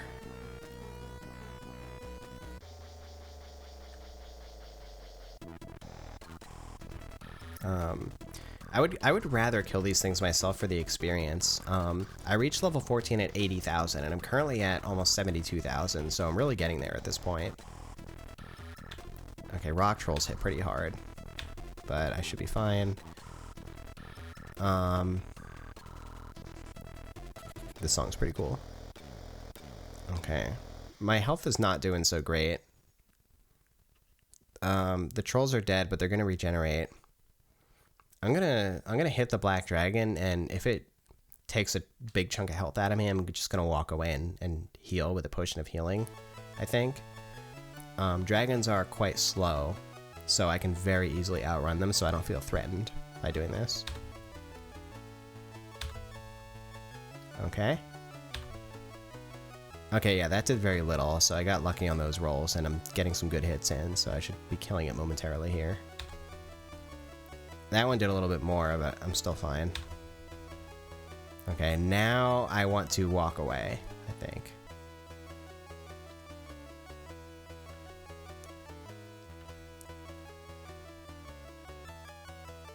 Alright. And now I'm gonna grab a potion. Extra healing should be good enough here.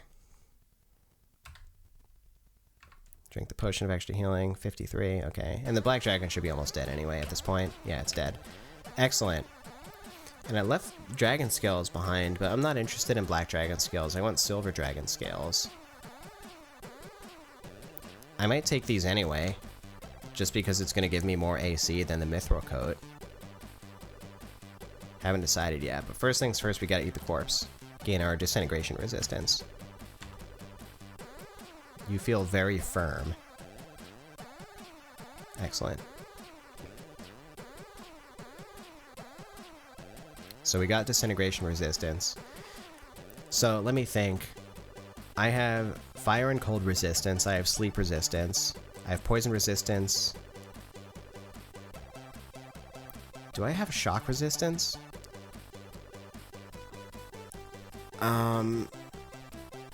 I don't think I have shock resistance.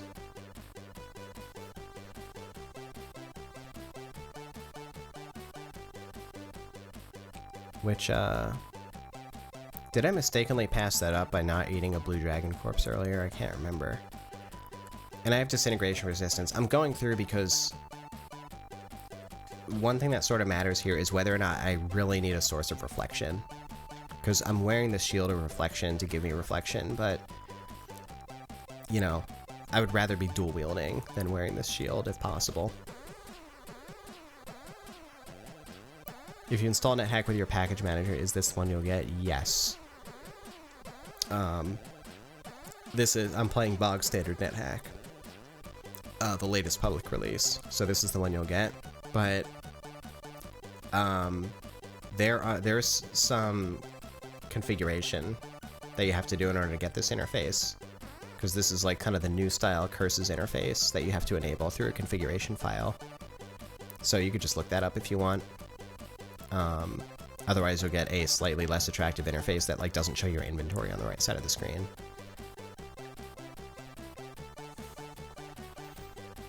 But yeah, in short, this is the version that you'll get. Okay, so we got our disintegration resistance. Let me grab the scroll of teleportation. And let me think. So yeah, I think I'm gonna put on these dragon scales just because it's gonna provide like better armor than the mithril coat. In the end, I really want silver dragon scales because those give me reflection, and then I can like take off the shield. But for the time being, if it's better than the mithril coat, and I have, I don't know, like 7 scrolls of enchant armor, then I don't really see why I wouldn't make this move. So here's what we're gonna do. Grab the dragon scales. Okay, just to be safe, I'm switching to Magic Bane for magic resistance, because as part of this, I have to take off my cloak of magic resistance. And God forbid I take off the cloak and then, you know, something horrible happens just out of nowhere, because I don't have magic resistance. So we have Magic Bane, and now we're taking off Cloak of Magic Resistance and the Mithril Coat. Those are coming off. Drop the Mithril Coat. Wear the Dragon Scales. And I think I have to take off my other armor as well, actually.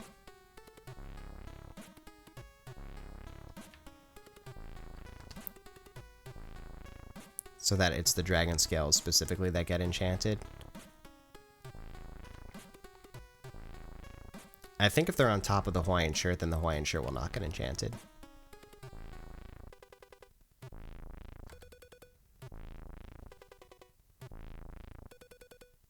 I'm gonna roll the dice on that. If I'm wrong and the Hawaiian shirt gets enchanted, it's gonna disintegrate because it's already at max enchantment. I'm not gonna roll the dice on that, I'm getting naked.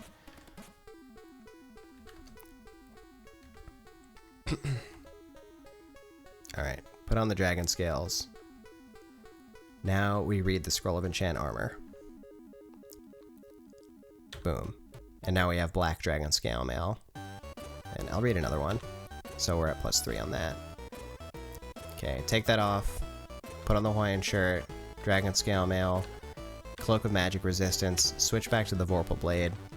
Shield of reflection. Gauntlets of power. And the hard hat. Okay. Now our armor class is looking pretty good again. You know, we were at what, like -4 before? Now we're at -11, so we're back, baby.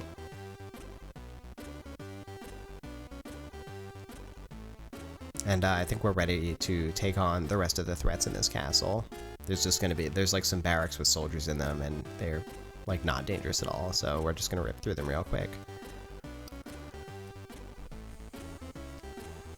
So yeah, let's open up this door. Oops. Hello, Anime Lover Dan too. Thanks for the raid.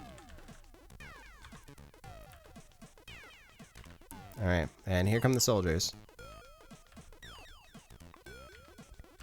And we're sort of taking advantage of this choke point here. Because what happens is, if I stand directly in the doorway, even though I would still be fighting them one at a time, if any of them are carrying wands, like if they're in the back, then they're going to start zapping their wands at me. And that's not going to harm me, but I don't want them to use up the wands that I'm about to loot from them. So it's better to do it this way and not give them the chance.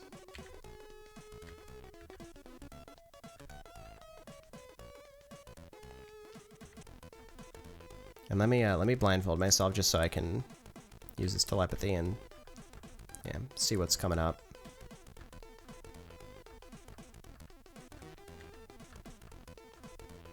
And we're just gonna take them out one at a time here. Again, they don't pose any sort of threat.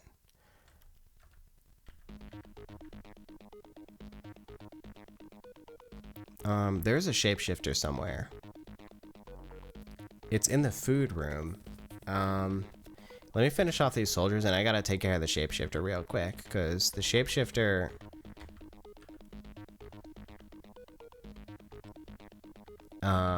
You never know when it's going to shapeshift into like an archlich and teleport over to you and start casting dangerous spells at you. So yeah, let me let me finish up in the barracks here, just take out these last few soldiers. And then we gotta go take care of that shapeshifter.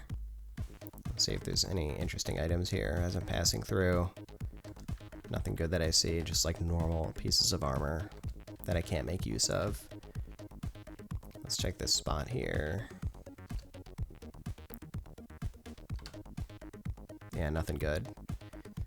Scroll remove curse. We got some spell books. Potion of gain ability. That's actually pretty good. Okay, we got an ad starting soon, so I'm going to take a quick break. I will be right back.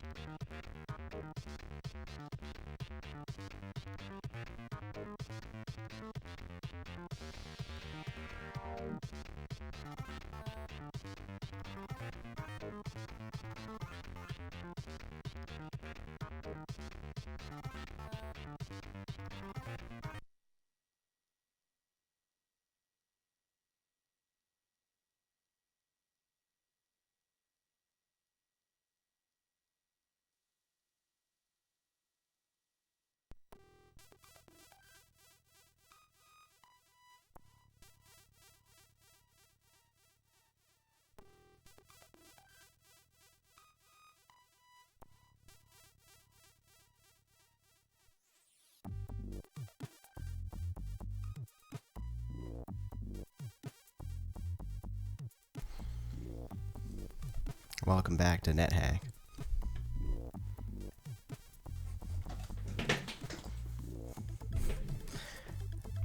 Alright, we're finishing up the castle, and we're at 75,000 experience out of 80,000, so we're about to naturally hit level 14, and once we do, we can do the quest. That's the next, like, major thing to do in this game. So, yeah, let's get this finished up. There's another barracks over here. Then after that, we've pretty much cleared this place out. And if we still need more experience, we'll head down to the Valley of the Dead. Fight some monsters there.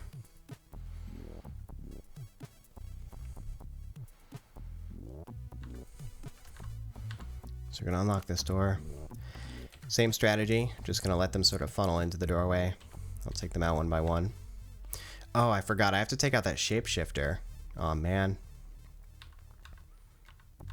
Now I gotta take out these soldiers first before I can deal with that thing. Well, I don't have to, but it'd be, like, annoying to just let these soldiers loose in the castle while I run off.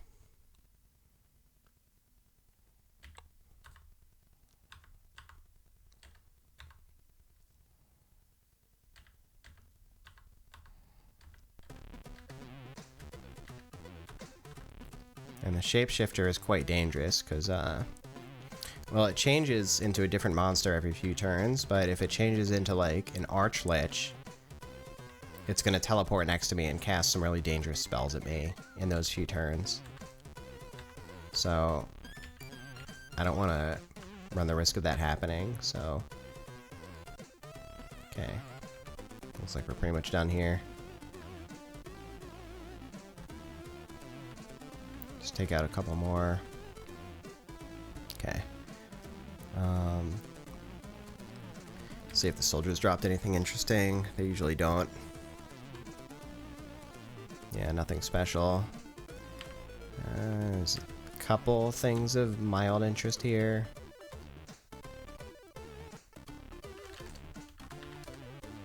Just gonna stuff them in my bag of holding for now. Just a couple odds and ends that might be useful. Okay, now we're gonna catch up with that shapeshifter. Take that thing out before it becomes something especially dangerous. Okay, moving in. And it is merely a winter wolf cub, which I just made quick work of. Okay, excellent. And for some reason it, like, gathered up all the food in this room. Stole all of the food.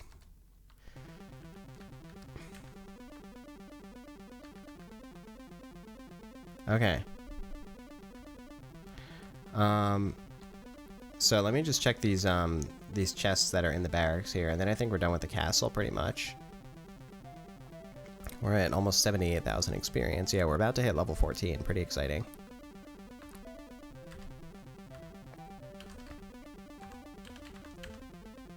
Potion of hallucination. Couple green gems. Alright. Oh yeah, I forgot there's some soldiers in these side hallways. Oh, and this one's using a wand of fire on me. Which, again, I don't want it to waste the charges on the wand of fire, because I want to make use of it myself.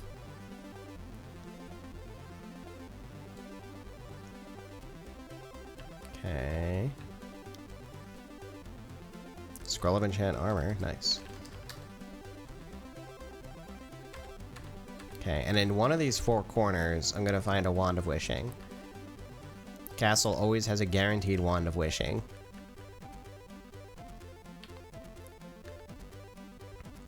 Not that I plan on using the wand of wishing. Where did this red dragon come from? I'm taking you out. It's good experience. Alright. Red dragon scales, not interested in those. Okay, yeah, now we're really close to 80,000 experience. Snap the wand? What happens when you snap a wand of wishing? I'm sure you don't get a wish from it.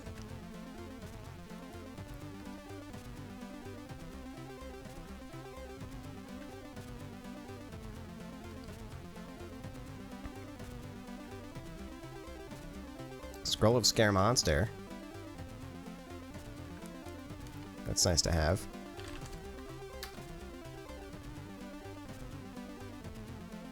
Another wand of fire. Bunch of ogres in here. Again, pretty good experience.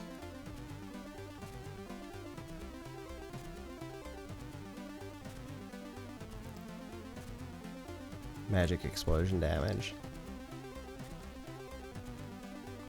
Alright. Grab our Wand of Wishing. At the very least, we now know that the steel wand is the Wand of Wishing. And we're gonna stow that away. I'll figure out something to do with it. If I reach the end of the game, maybe I'll use it before I ascend to demigodhood. You know, bring something fun along with me.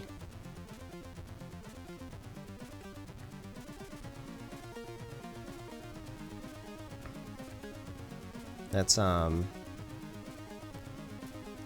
dwarf. What are you doing here? Now there's elves.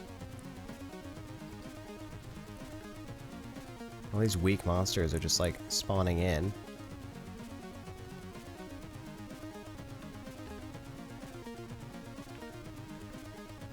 Yeah, so it's sort of like nethack lore.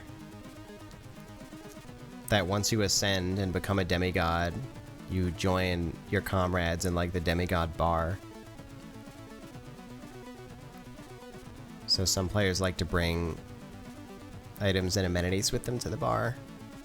Or at least that's what I read on the wiki. A particularly interesting and daring one is to bring an icebox full of booze with you. What's up, Lush? I have in fact found a melon. I found one melon just recently. And yeah, I was just talking about, it's like community lore, that if you beat this game and ascend into demigodhood, then you get to join the rest of the demigods in the bar. And players like to bring items with them to the bar.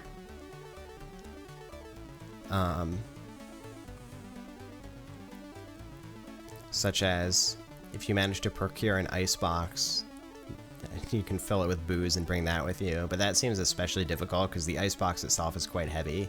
You get really heavy if you fill it with booze.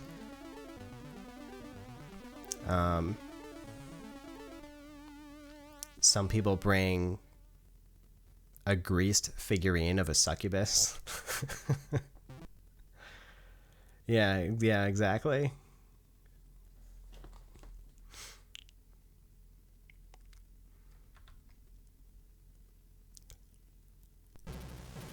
Icebox, booze, darts. Yeah. In my case, yeah, I haven't decided yet. I just grabbed the Wand of Wishing from the castle, and this is a wishless run. I don't want to use any wishes, which I kind of failed at by technicality, but for what I care about, it's a wishless run. So, I don't know. I might find something funny to do with the Wand of Wishing at the end of the game.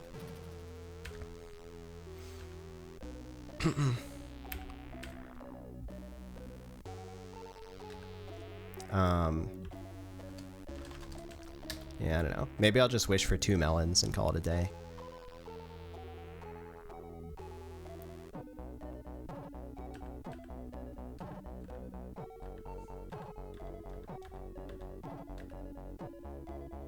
Let's see. Yeah, I'm cleaning up the extra monsters here. And this guy left behind a wand. Wand of Magic Missile. You know, stash that. Okay. So we're only 100 experience points away from level 14. And level 14 is the level we need. Need to reach in order to do the quest. So that's a key milestone. So I might just chill around here a little bit, maybe create some monsters in order to reach that level. Let me take out this Wumpus. There we go. Level 14. We've done it. And that Wumpus left behind a credit card for some reason. Could break the Wand of Wishing. Yeah. That's what Unit just suggested earlier. Alright, let's get out of here. Do I have a Wand of Opening? I know the knock spell. Alright, check this out. Hold on, let me just lock this door, because I gotta take off some of my armor for this. If you're wearing metal armor, then it gets in the way of spell casting, and I'm like really not a spellcaster this game, so I'm gonna take off the metal armor just to cast this one spell. That'll probably do it. Okay. I'm gonna cast the knock spell at the drawbridge. Boom. Oh god, there's a bunch of elves on the other side. Not that they're much of a threat to me, but yeah, you can cast knock on the drawbridge to open the drawbridge, which is cute. Hello, Cloud Million. Good to see you. Knock is a good spell. It's useful, yeah, I guess. If you happen to know any like special interesting uses of it that I don't know, then feel free to share, because I don't make much use of it. Let me, I gotta put my armor back on. I had to take off all my metal armor to cast knock. Not that the Grey Elves are gonna be any sort of threat. But let me at least start putting this stuff back on. Shield of Reflection, that one's pretty important. Gauntlets of Power, Hard Hat. Good for opening chests and stuff. Yeah, I just use a key. Knock is probably faster, technically. Oh, an Umber Hulk. Interesting.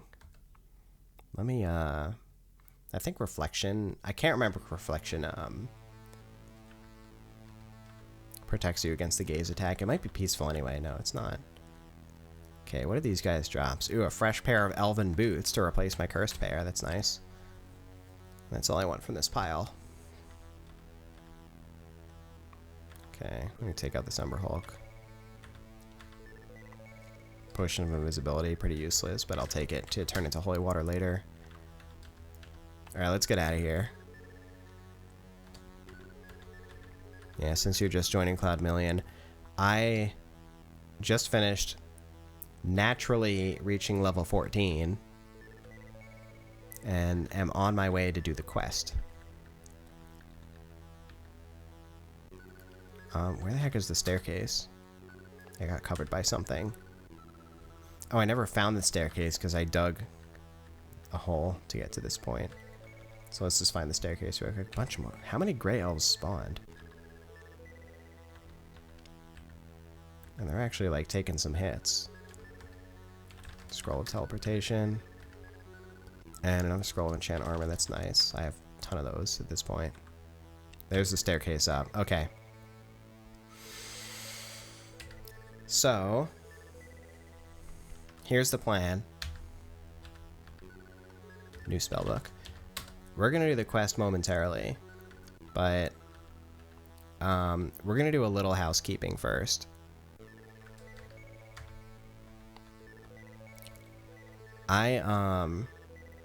So a little bit earlier, I put on a Helm of Opposite Alignment by accident, and I lost all of my intrinsic protection that I bought from the priest.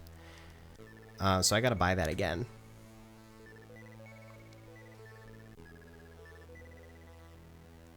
And in order to do that, we are going to head over to Fort Ludios, where there's a lot of money waiting for us, on level 13. So, yeah, I think I'm going to take the level teleporter that I conveniently found earlier on this floor. So let me just zap my way through here. Okay. And take off the Cloak of Magic Resistance. Step in the level teleporter. What level do you want to teleport? 13. Boom, level 13. It's that easy. Unfortunately, the level teleporters are like one-time use, to my knowledge. But that's probably the best use I'm going to get out of that one.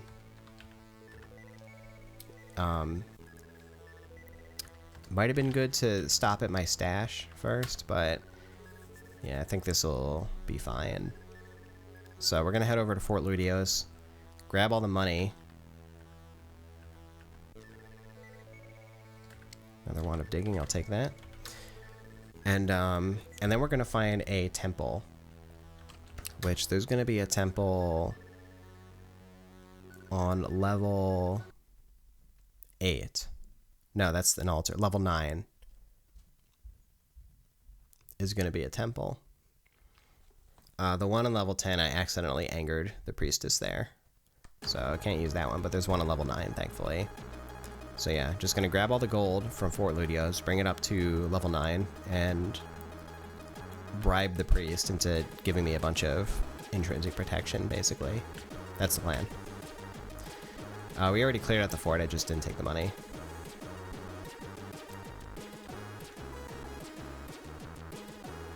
So, just gonna do that real quick. Oh, let me get away from the boat.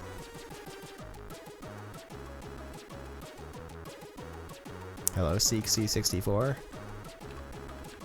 Glad you enjoy the radio. Oh, there's a long worm here. Let me, Oh, that is a long boy. Wrapping all the way around. Oh, there's a lich in here as well. That's new. Okay, let me put on my levitation boots. Gotta levitate over this moat and get into the fort. There's a guardian naga I'll take out real quick. And I gotta take care of the lich. I'm gonna switch to Magic Bane. Because the lich likes to cast a spell at you that curses your inventory, but Magic Bane protects against that, even though it's a pretty weak weapon. Alright, lich is dead. Let's move on in. And this is... Okay, and I'll put on the elven boots. Alright.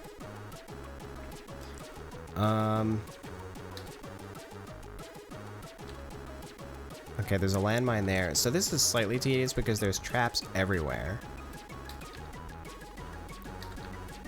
So I want to, like, disarm the landmines.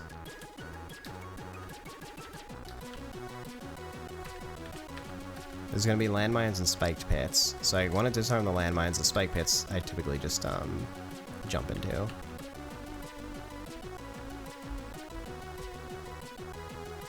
There's another one.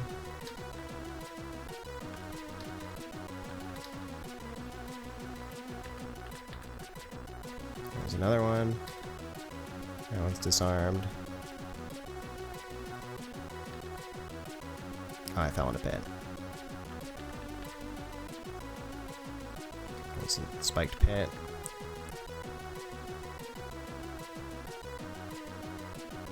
Since the soldiers have so much money, does that make them mercenaries? No, it's Croesus who has all the money. He hoards it to himself. The soldiers are just his lackeys. They don't get paid well. Do they even get paid at all?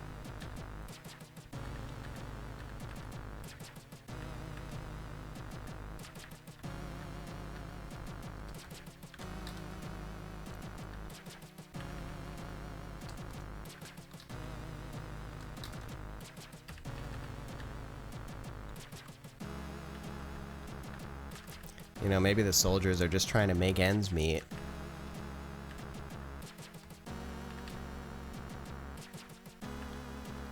And they have no choice but to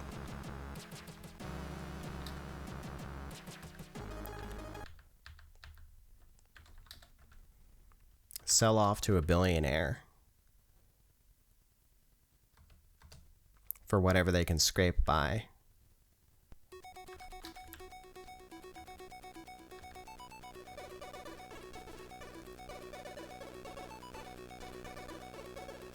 You feel bad for extincting soldiers. Yeah, it's hard not to extinct soldiers in this game.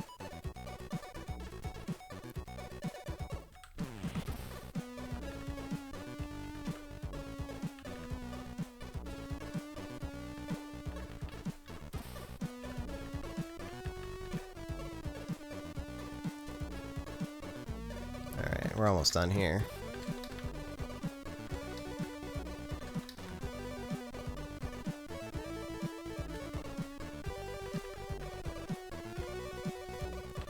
One more spiked pit I gotta jump into.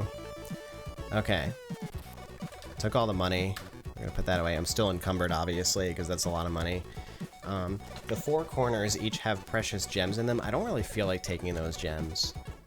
You know, you can use them to increase your score at the end of the game, or you can sell them to shopkeepers, but, you know, I don't care all that much about score, and I obviously don't need the extra money, so we're just gonna leave those be. Let's get out of here. Take off the elven boots, put the levitation boots back on so I can levitate over this moat. Okay. Swap them again.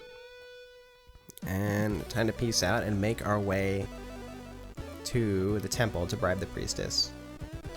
Gotta take out a couple of monsters. There's the long worm, it wrapped all the way around to find me here. Alright. And we are out of here. So we're going up to level 8, I think it was.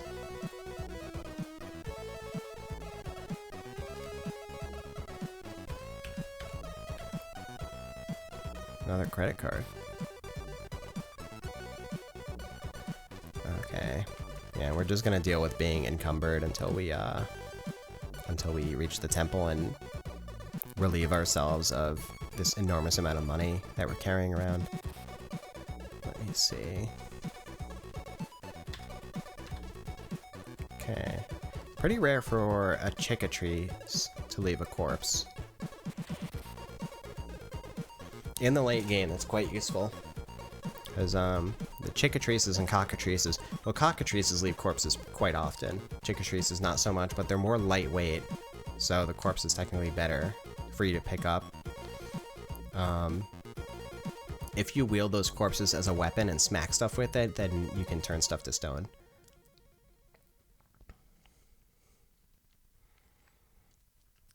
In one hit. So, extremely useful in the late game. Some of the most powerful enemies you can just one-shot and turn to stone. Okay, making our way up. Mallow is no longer tame. It was bound to happen after that much time passed. Still peaceful. So I think we're just going to, at this point, let Mallow live a peaceful life as a long worm on floor 10. Last session I was trying to polymorph my pet into something more useful. And since I don't have a magic whistle, it was pretty much the end of the line once it became this long worm, because I can't get it back into the poly trap.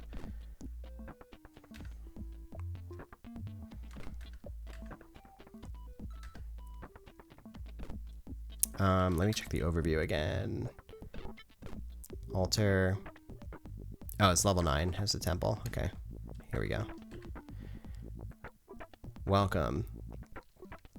So, in order to gain intrinsic protection, I have to donate 400 gold times my experience level. So I'm experience level 14, so that means it's going to cost 5,600 gold to buy protection. And you can do that until you gain like 9 points of armor class. So yeah, let's take out our money.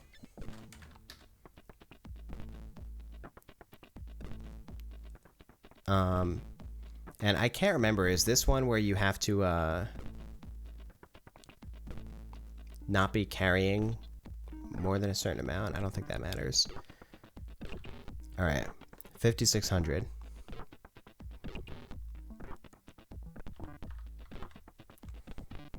So we're armor class -12, -13. Okay. That's pretty unlucky. On the first one, you can gain, like, multiple points of AC. But we only got one. So we're just gonna do this again. That's the second time. Third time. So I can do this up to 9 times.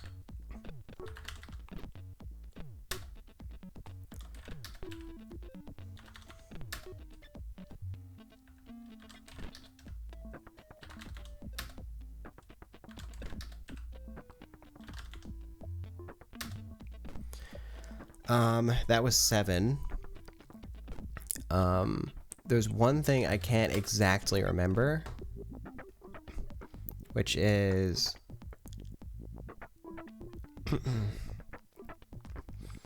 clairvoyance.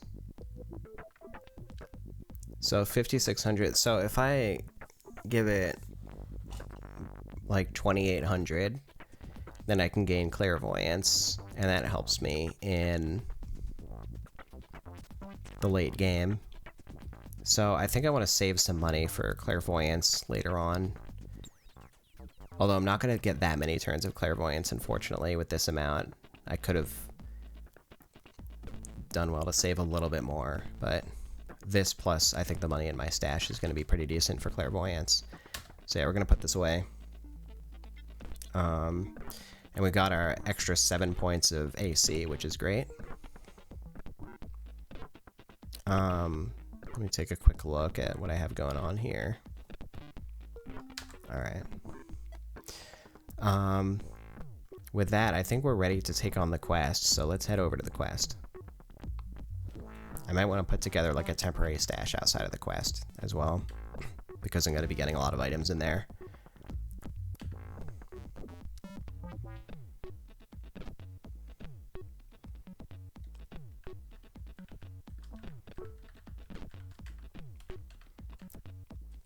So let me just make my way down. It's going to be like dungeon level 14 or something. Yeah, this is the level with the quest. So I need to find a magic portal. There it is. That was easy. There are methods of finding the magic portal, like not manually, but for a floor like this, which is just a bunch of square rooms, I think it's not that bad to just find manually. There's a hole there. I want to quickly look and see if there is anything else to do on this floor. Because ideally I want to find a box or something to store some items in, like before I, go to the quest. There's a box. Okay. Then I'm just going to grab this box and bring it upstairs. Potion of speed, I'll take that. Let me see. Empty, unlocked, large box. Yeah, I'm going to lug that with me. And we're going to bring it up. Head over to the magic portal. And drop the box, and I'm going to put some items in it.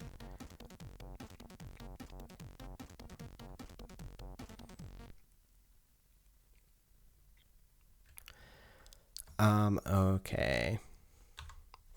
So, let me think. Is there any housekeeping I need to do? I could benefit from making some more holy water at this point, I think. Because, let me see, how much holy water do I have? I only have 3 holy waters. But I have some spell books that I kind of want to bless so that I can read them.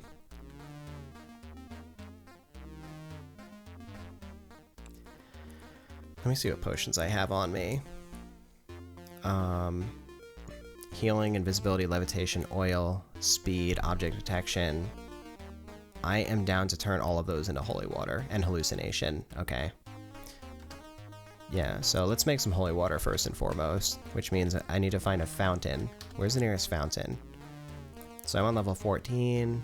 Level 13 has a fountain. Okay, so we're just gonna head up to level 13. I don't have a pickaxe. Darn it.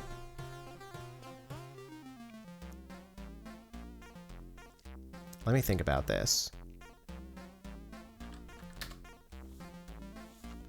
Let's see, fountains. Where did I last break a fountain to create pools of water? Probably really high up in the dungeon. Okay, this is pretty annoying. I need a pickaxe. Because what I need to do, I need to create pools of water and then jump in the pools in order to dilute my potions, or at least that's how I want to do it. That's how I prefer to do it. But in order to create pools of water, I need to take a pickaxe to a fountain and destroy it, or that's the best way anyway. But I don't know where my pickaxe went. For whatever reason, I must have dropped it at some point. So that's really annoying. Or maybe I like put it in a stash or something. I don't know. It might be a chore to find the pickaxe.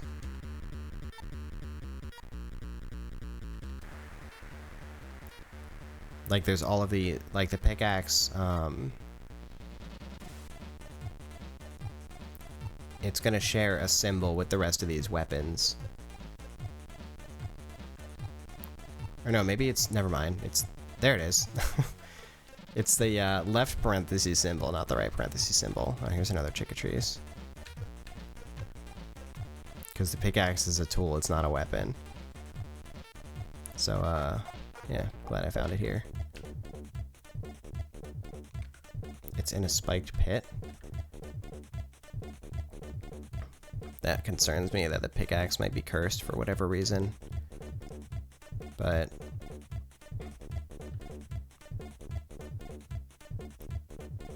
it is a weapon tool. That's interesting. Is that the same as, like, unicorn horn, for instance? Alright, we're digging down onto the fountain. Boom. And we have now created pools of water. So here's what we're gonna do. I don't want to teleport.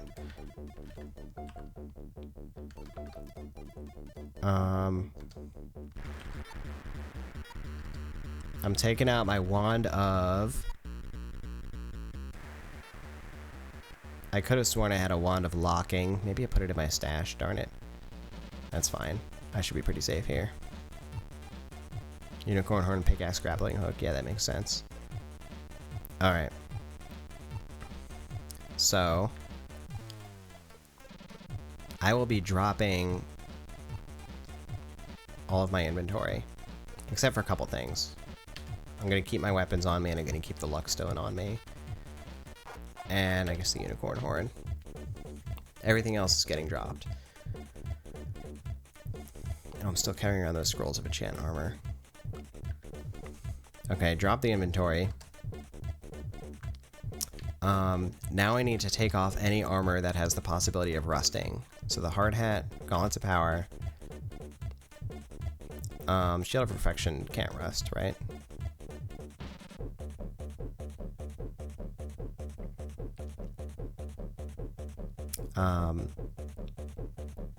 And yeah, I think it's just these two things that can rust.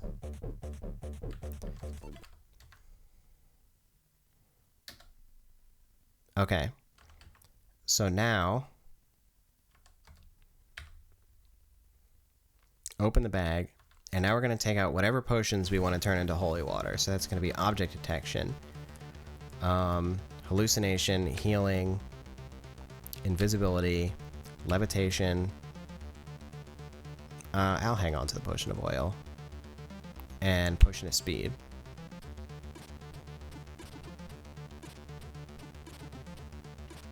So we're going to take all these out.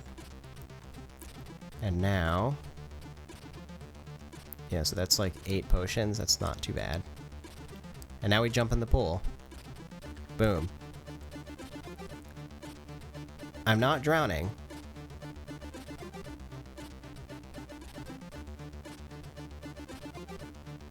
That means my amulet is an amulet of magical breathing. Which I was hoping for, actually. I thought the amulet was going to be a useless, like, amulet versus poison. But I never confirmed it was an amulet of magical breathing until now. That's nice. Water turbulence affects your movements. Can I not dilute my potions if I'm wearing amulet of magical breathing?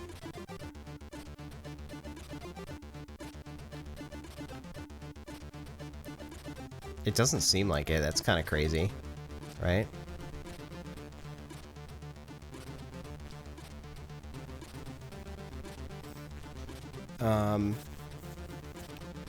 Let me think, but this is kind of annoying, because if I take off the amulet, then I have teleportitis, so I'm going to attempt the teleport spell and waste a bunch of magic power. But I guess I'll just deal with that. It's not a huge issue. Alright. Remove the amulet of magical breathing. So now we jump in the pool.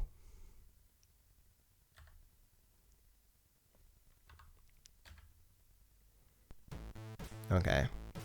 And now I'm diluting my potions.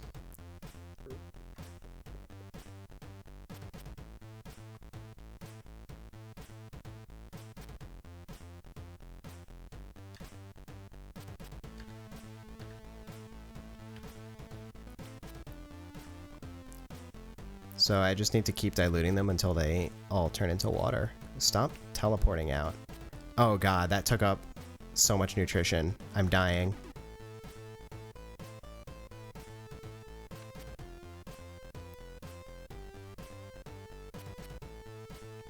How does it teleport? Oh, man, I guess because it costs 30 power. Ah, this is bad.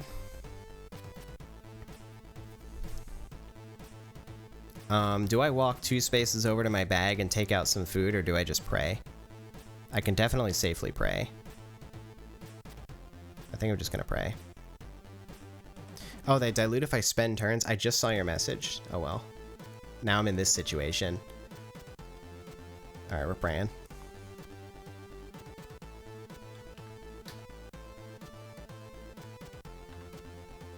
Thank goodness.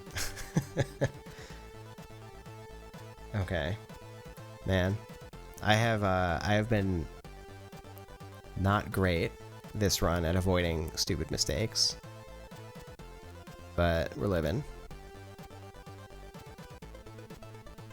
So you're saying I can just wear the amulet and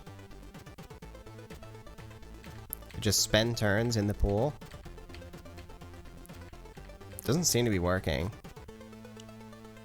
But it did cause dilution when I fell in.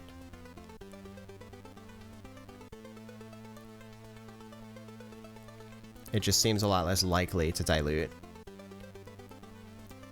So, I mean, at this point, I'm not going to be able to successfully teleport again for a long time, so I'm just going to do it the other way.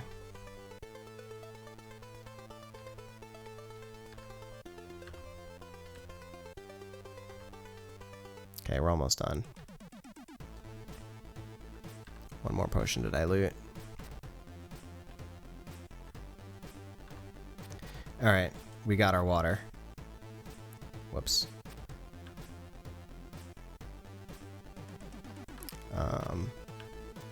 There we go.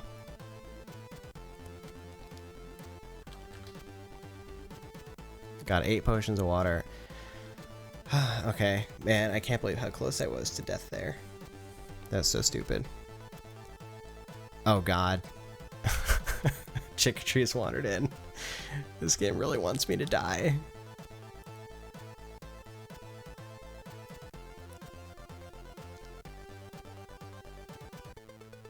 I'm not wearing my gauntlets of power. Yeah, I'm just like... I know it's like safe to engage with this thing, but I'm not going to take any chances. I'm going to grab the gauntlets and put them on. And I'm wearing boots and everything. Yeah, it should be fine to take this thing on. Whoops. Okay. Let me pick my items back up. And we're going to put the hard hat back on. Okay, so now we have our 8 potions of water. So now we're going to take a holy water and we're going to dip those 8 potions of water into a holy water, and we now have 8 potions of holy water. That was all we wanted to accomplish here. Make a bunch of holy water. And I'm still encumbered. What changed between now and then that would cause me to be encumbered? Oh, it's the pickaxe. Let me put that away. And I guess I'll put this cursed towel away. I'll eventually uncurse it, but not much of a need right now. Okay. Oh,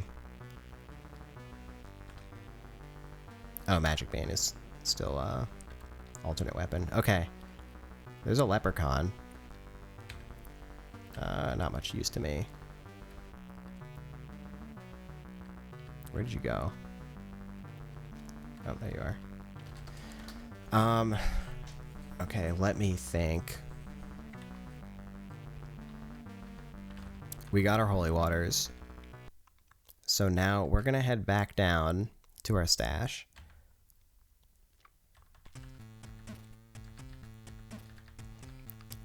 And we are going to read some spellbooks.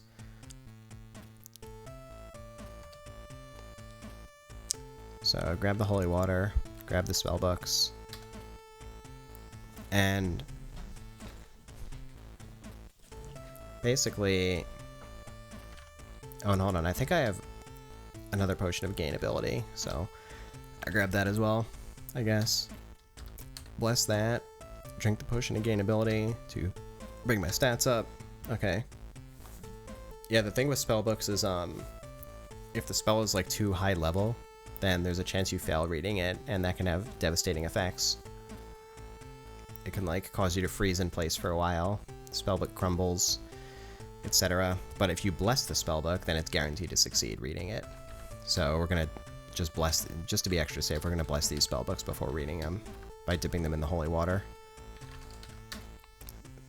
Stash the rest of the holy water, and now we read the spellbooks. We learned Fireball, I'm not going to be able to use that anytime soon. We learned Protection, that's potentially useful. And we learned Healing. Not useful at this point in the game. I don't think we can heal enough for that to be useful. Protection is clerical, but we can only learn, or we can only like enhance our skills in divination, enchantment, and escape. And not even healing, actually, so never mind. I don't think any of those spells are very useful. Well, protection is a level 1 spell, but then the other thing to consider here is, in order to be able to cast any of these spells, I can't be wearing metal armor. And that would mean replacing my gauntlets of power. And I'm not super interested in doing that. I think I would rather have the gauntlets of power. Like, I'm not really a big spellcaster this game at all.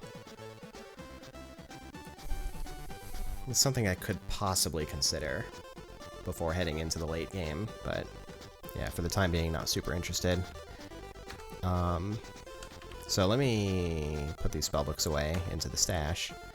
And there's some other stuff I want to stash too. In fact, quite a bit of stuff. Like this gold. There's some stuff that I need to identify here. I think pretty much all of the food except my K rations and the Lembas wafer I'm good to stash, and the lizard corpses.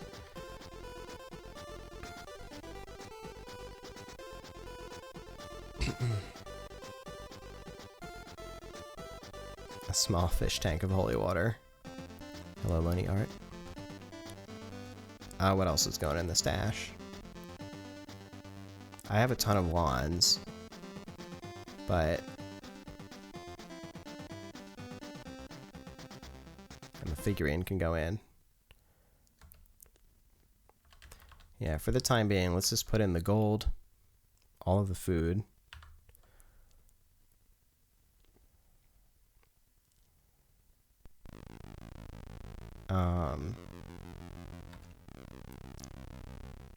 And this figurine. And that should be good enough to like prevent me from getting encumbered while on the quest, which is really my main concern right now. So yeah, we're ready to take on the quest.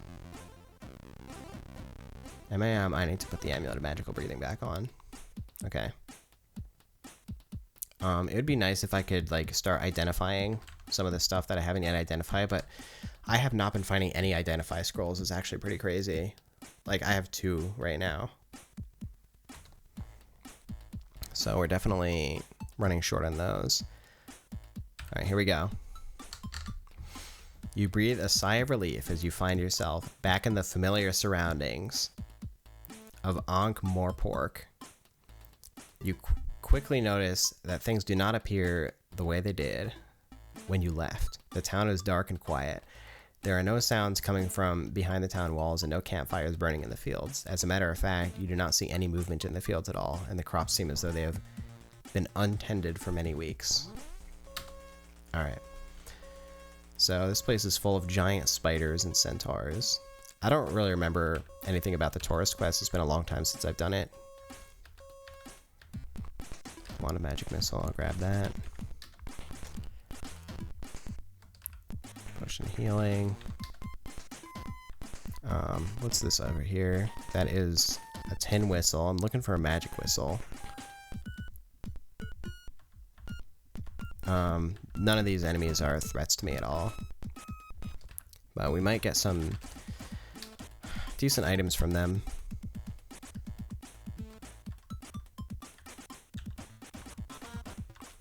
Especially, I think the centaurs tend to carry items.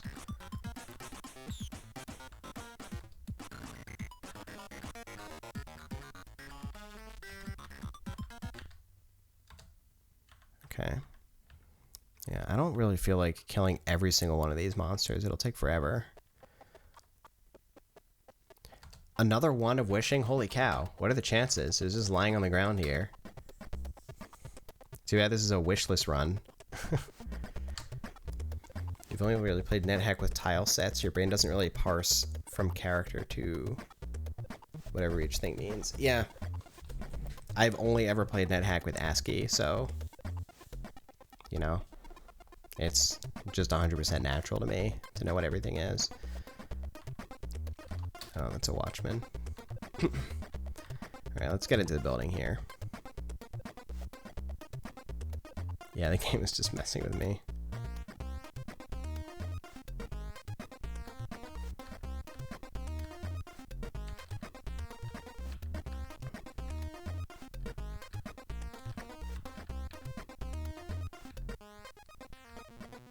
Peaceful invisible guide. Let's chat with these folks. Don't stay at the inn. I hear the food is terrible and it has rats. They told me that this was the off-season. Can had them on 5 Zorkmids a day, more like 500 a day if you ask me.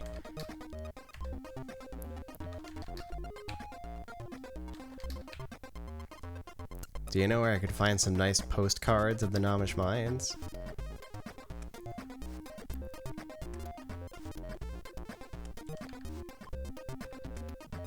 How come they're all invisible?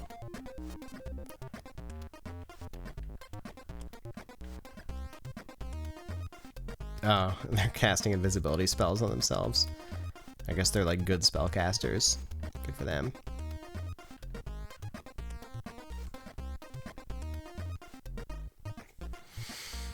Is it really you, dansalvato?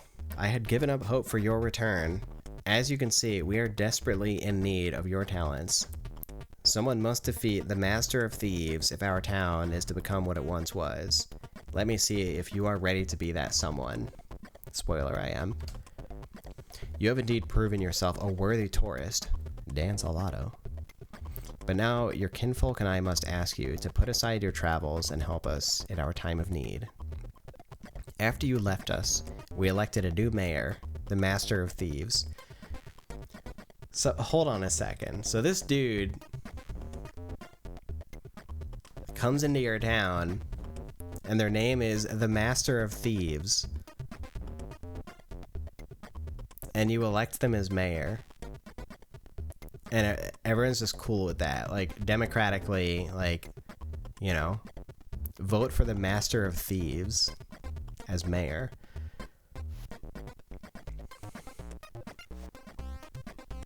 Anyway, elected a new mayor, the Master of Thieves. He proved to be a most heinous and vile creature. You don't say. You don't say. Soon after taking office, he absconded with the Platinum Yendorian Express card and fled town, leaving behind his henchmen to rule over us. In order for us to regain control of our town, you must enter the Thieves Guild Hall and recover the Platinum Yendorian Express card. Do not be distracted on your quest. If you do not return quickly, I fear that all will be lost. Let us both pray now that the lady will guide you and keep you safe. Alright. Yeah. Tourist, archaeologist, and healer are all really silly. I think it's archaeologist, where you like the quest, like the homeworld is like a university, and the threat is that they'll like lose funding if you don't retrieve the artifact.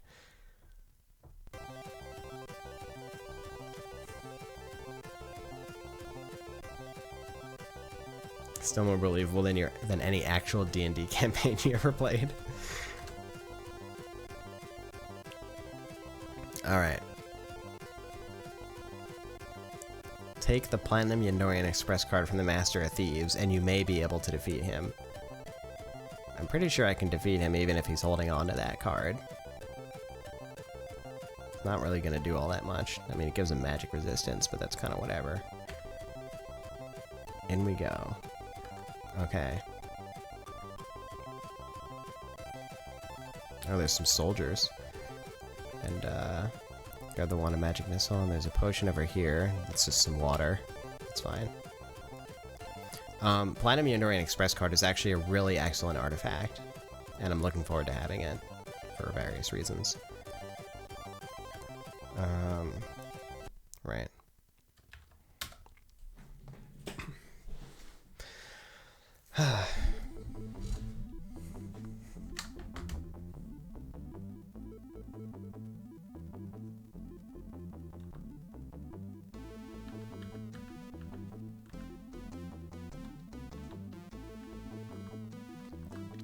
So, really all the quest amounts to is you just have to like travel down a few floors, and you find the Master of Thieves, or, you know, whatever the quest might be. You take them out. The boss is typically quite strong and dangerous, though.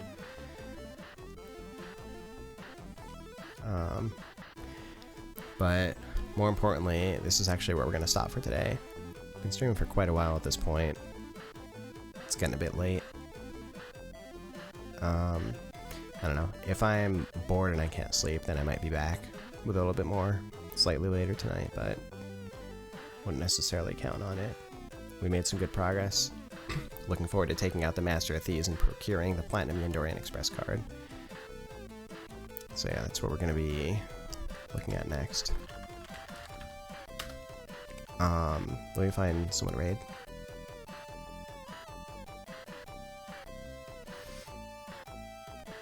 We'll go ahead and raid Latorius.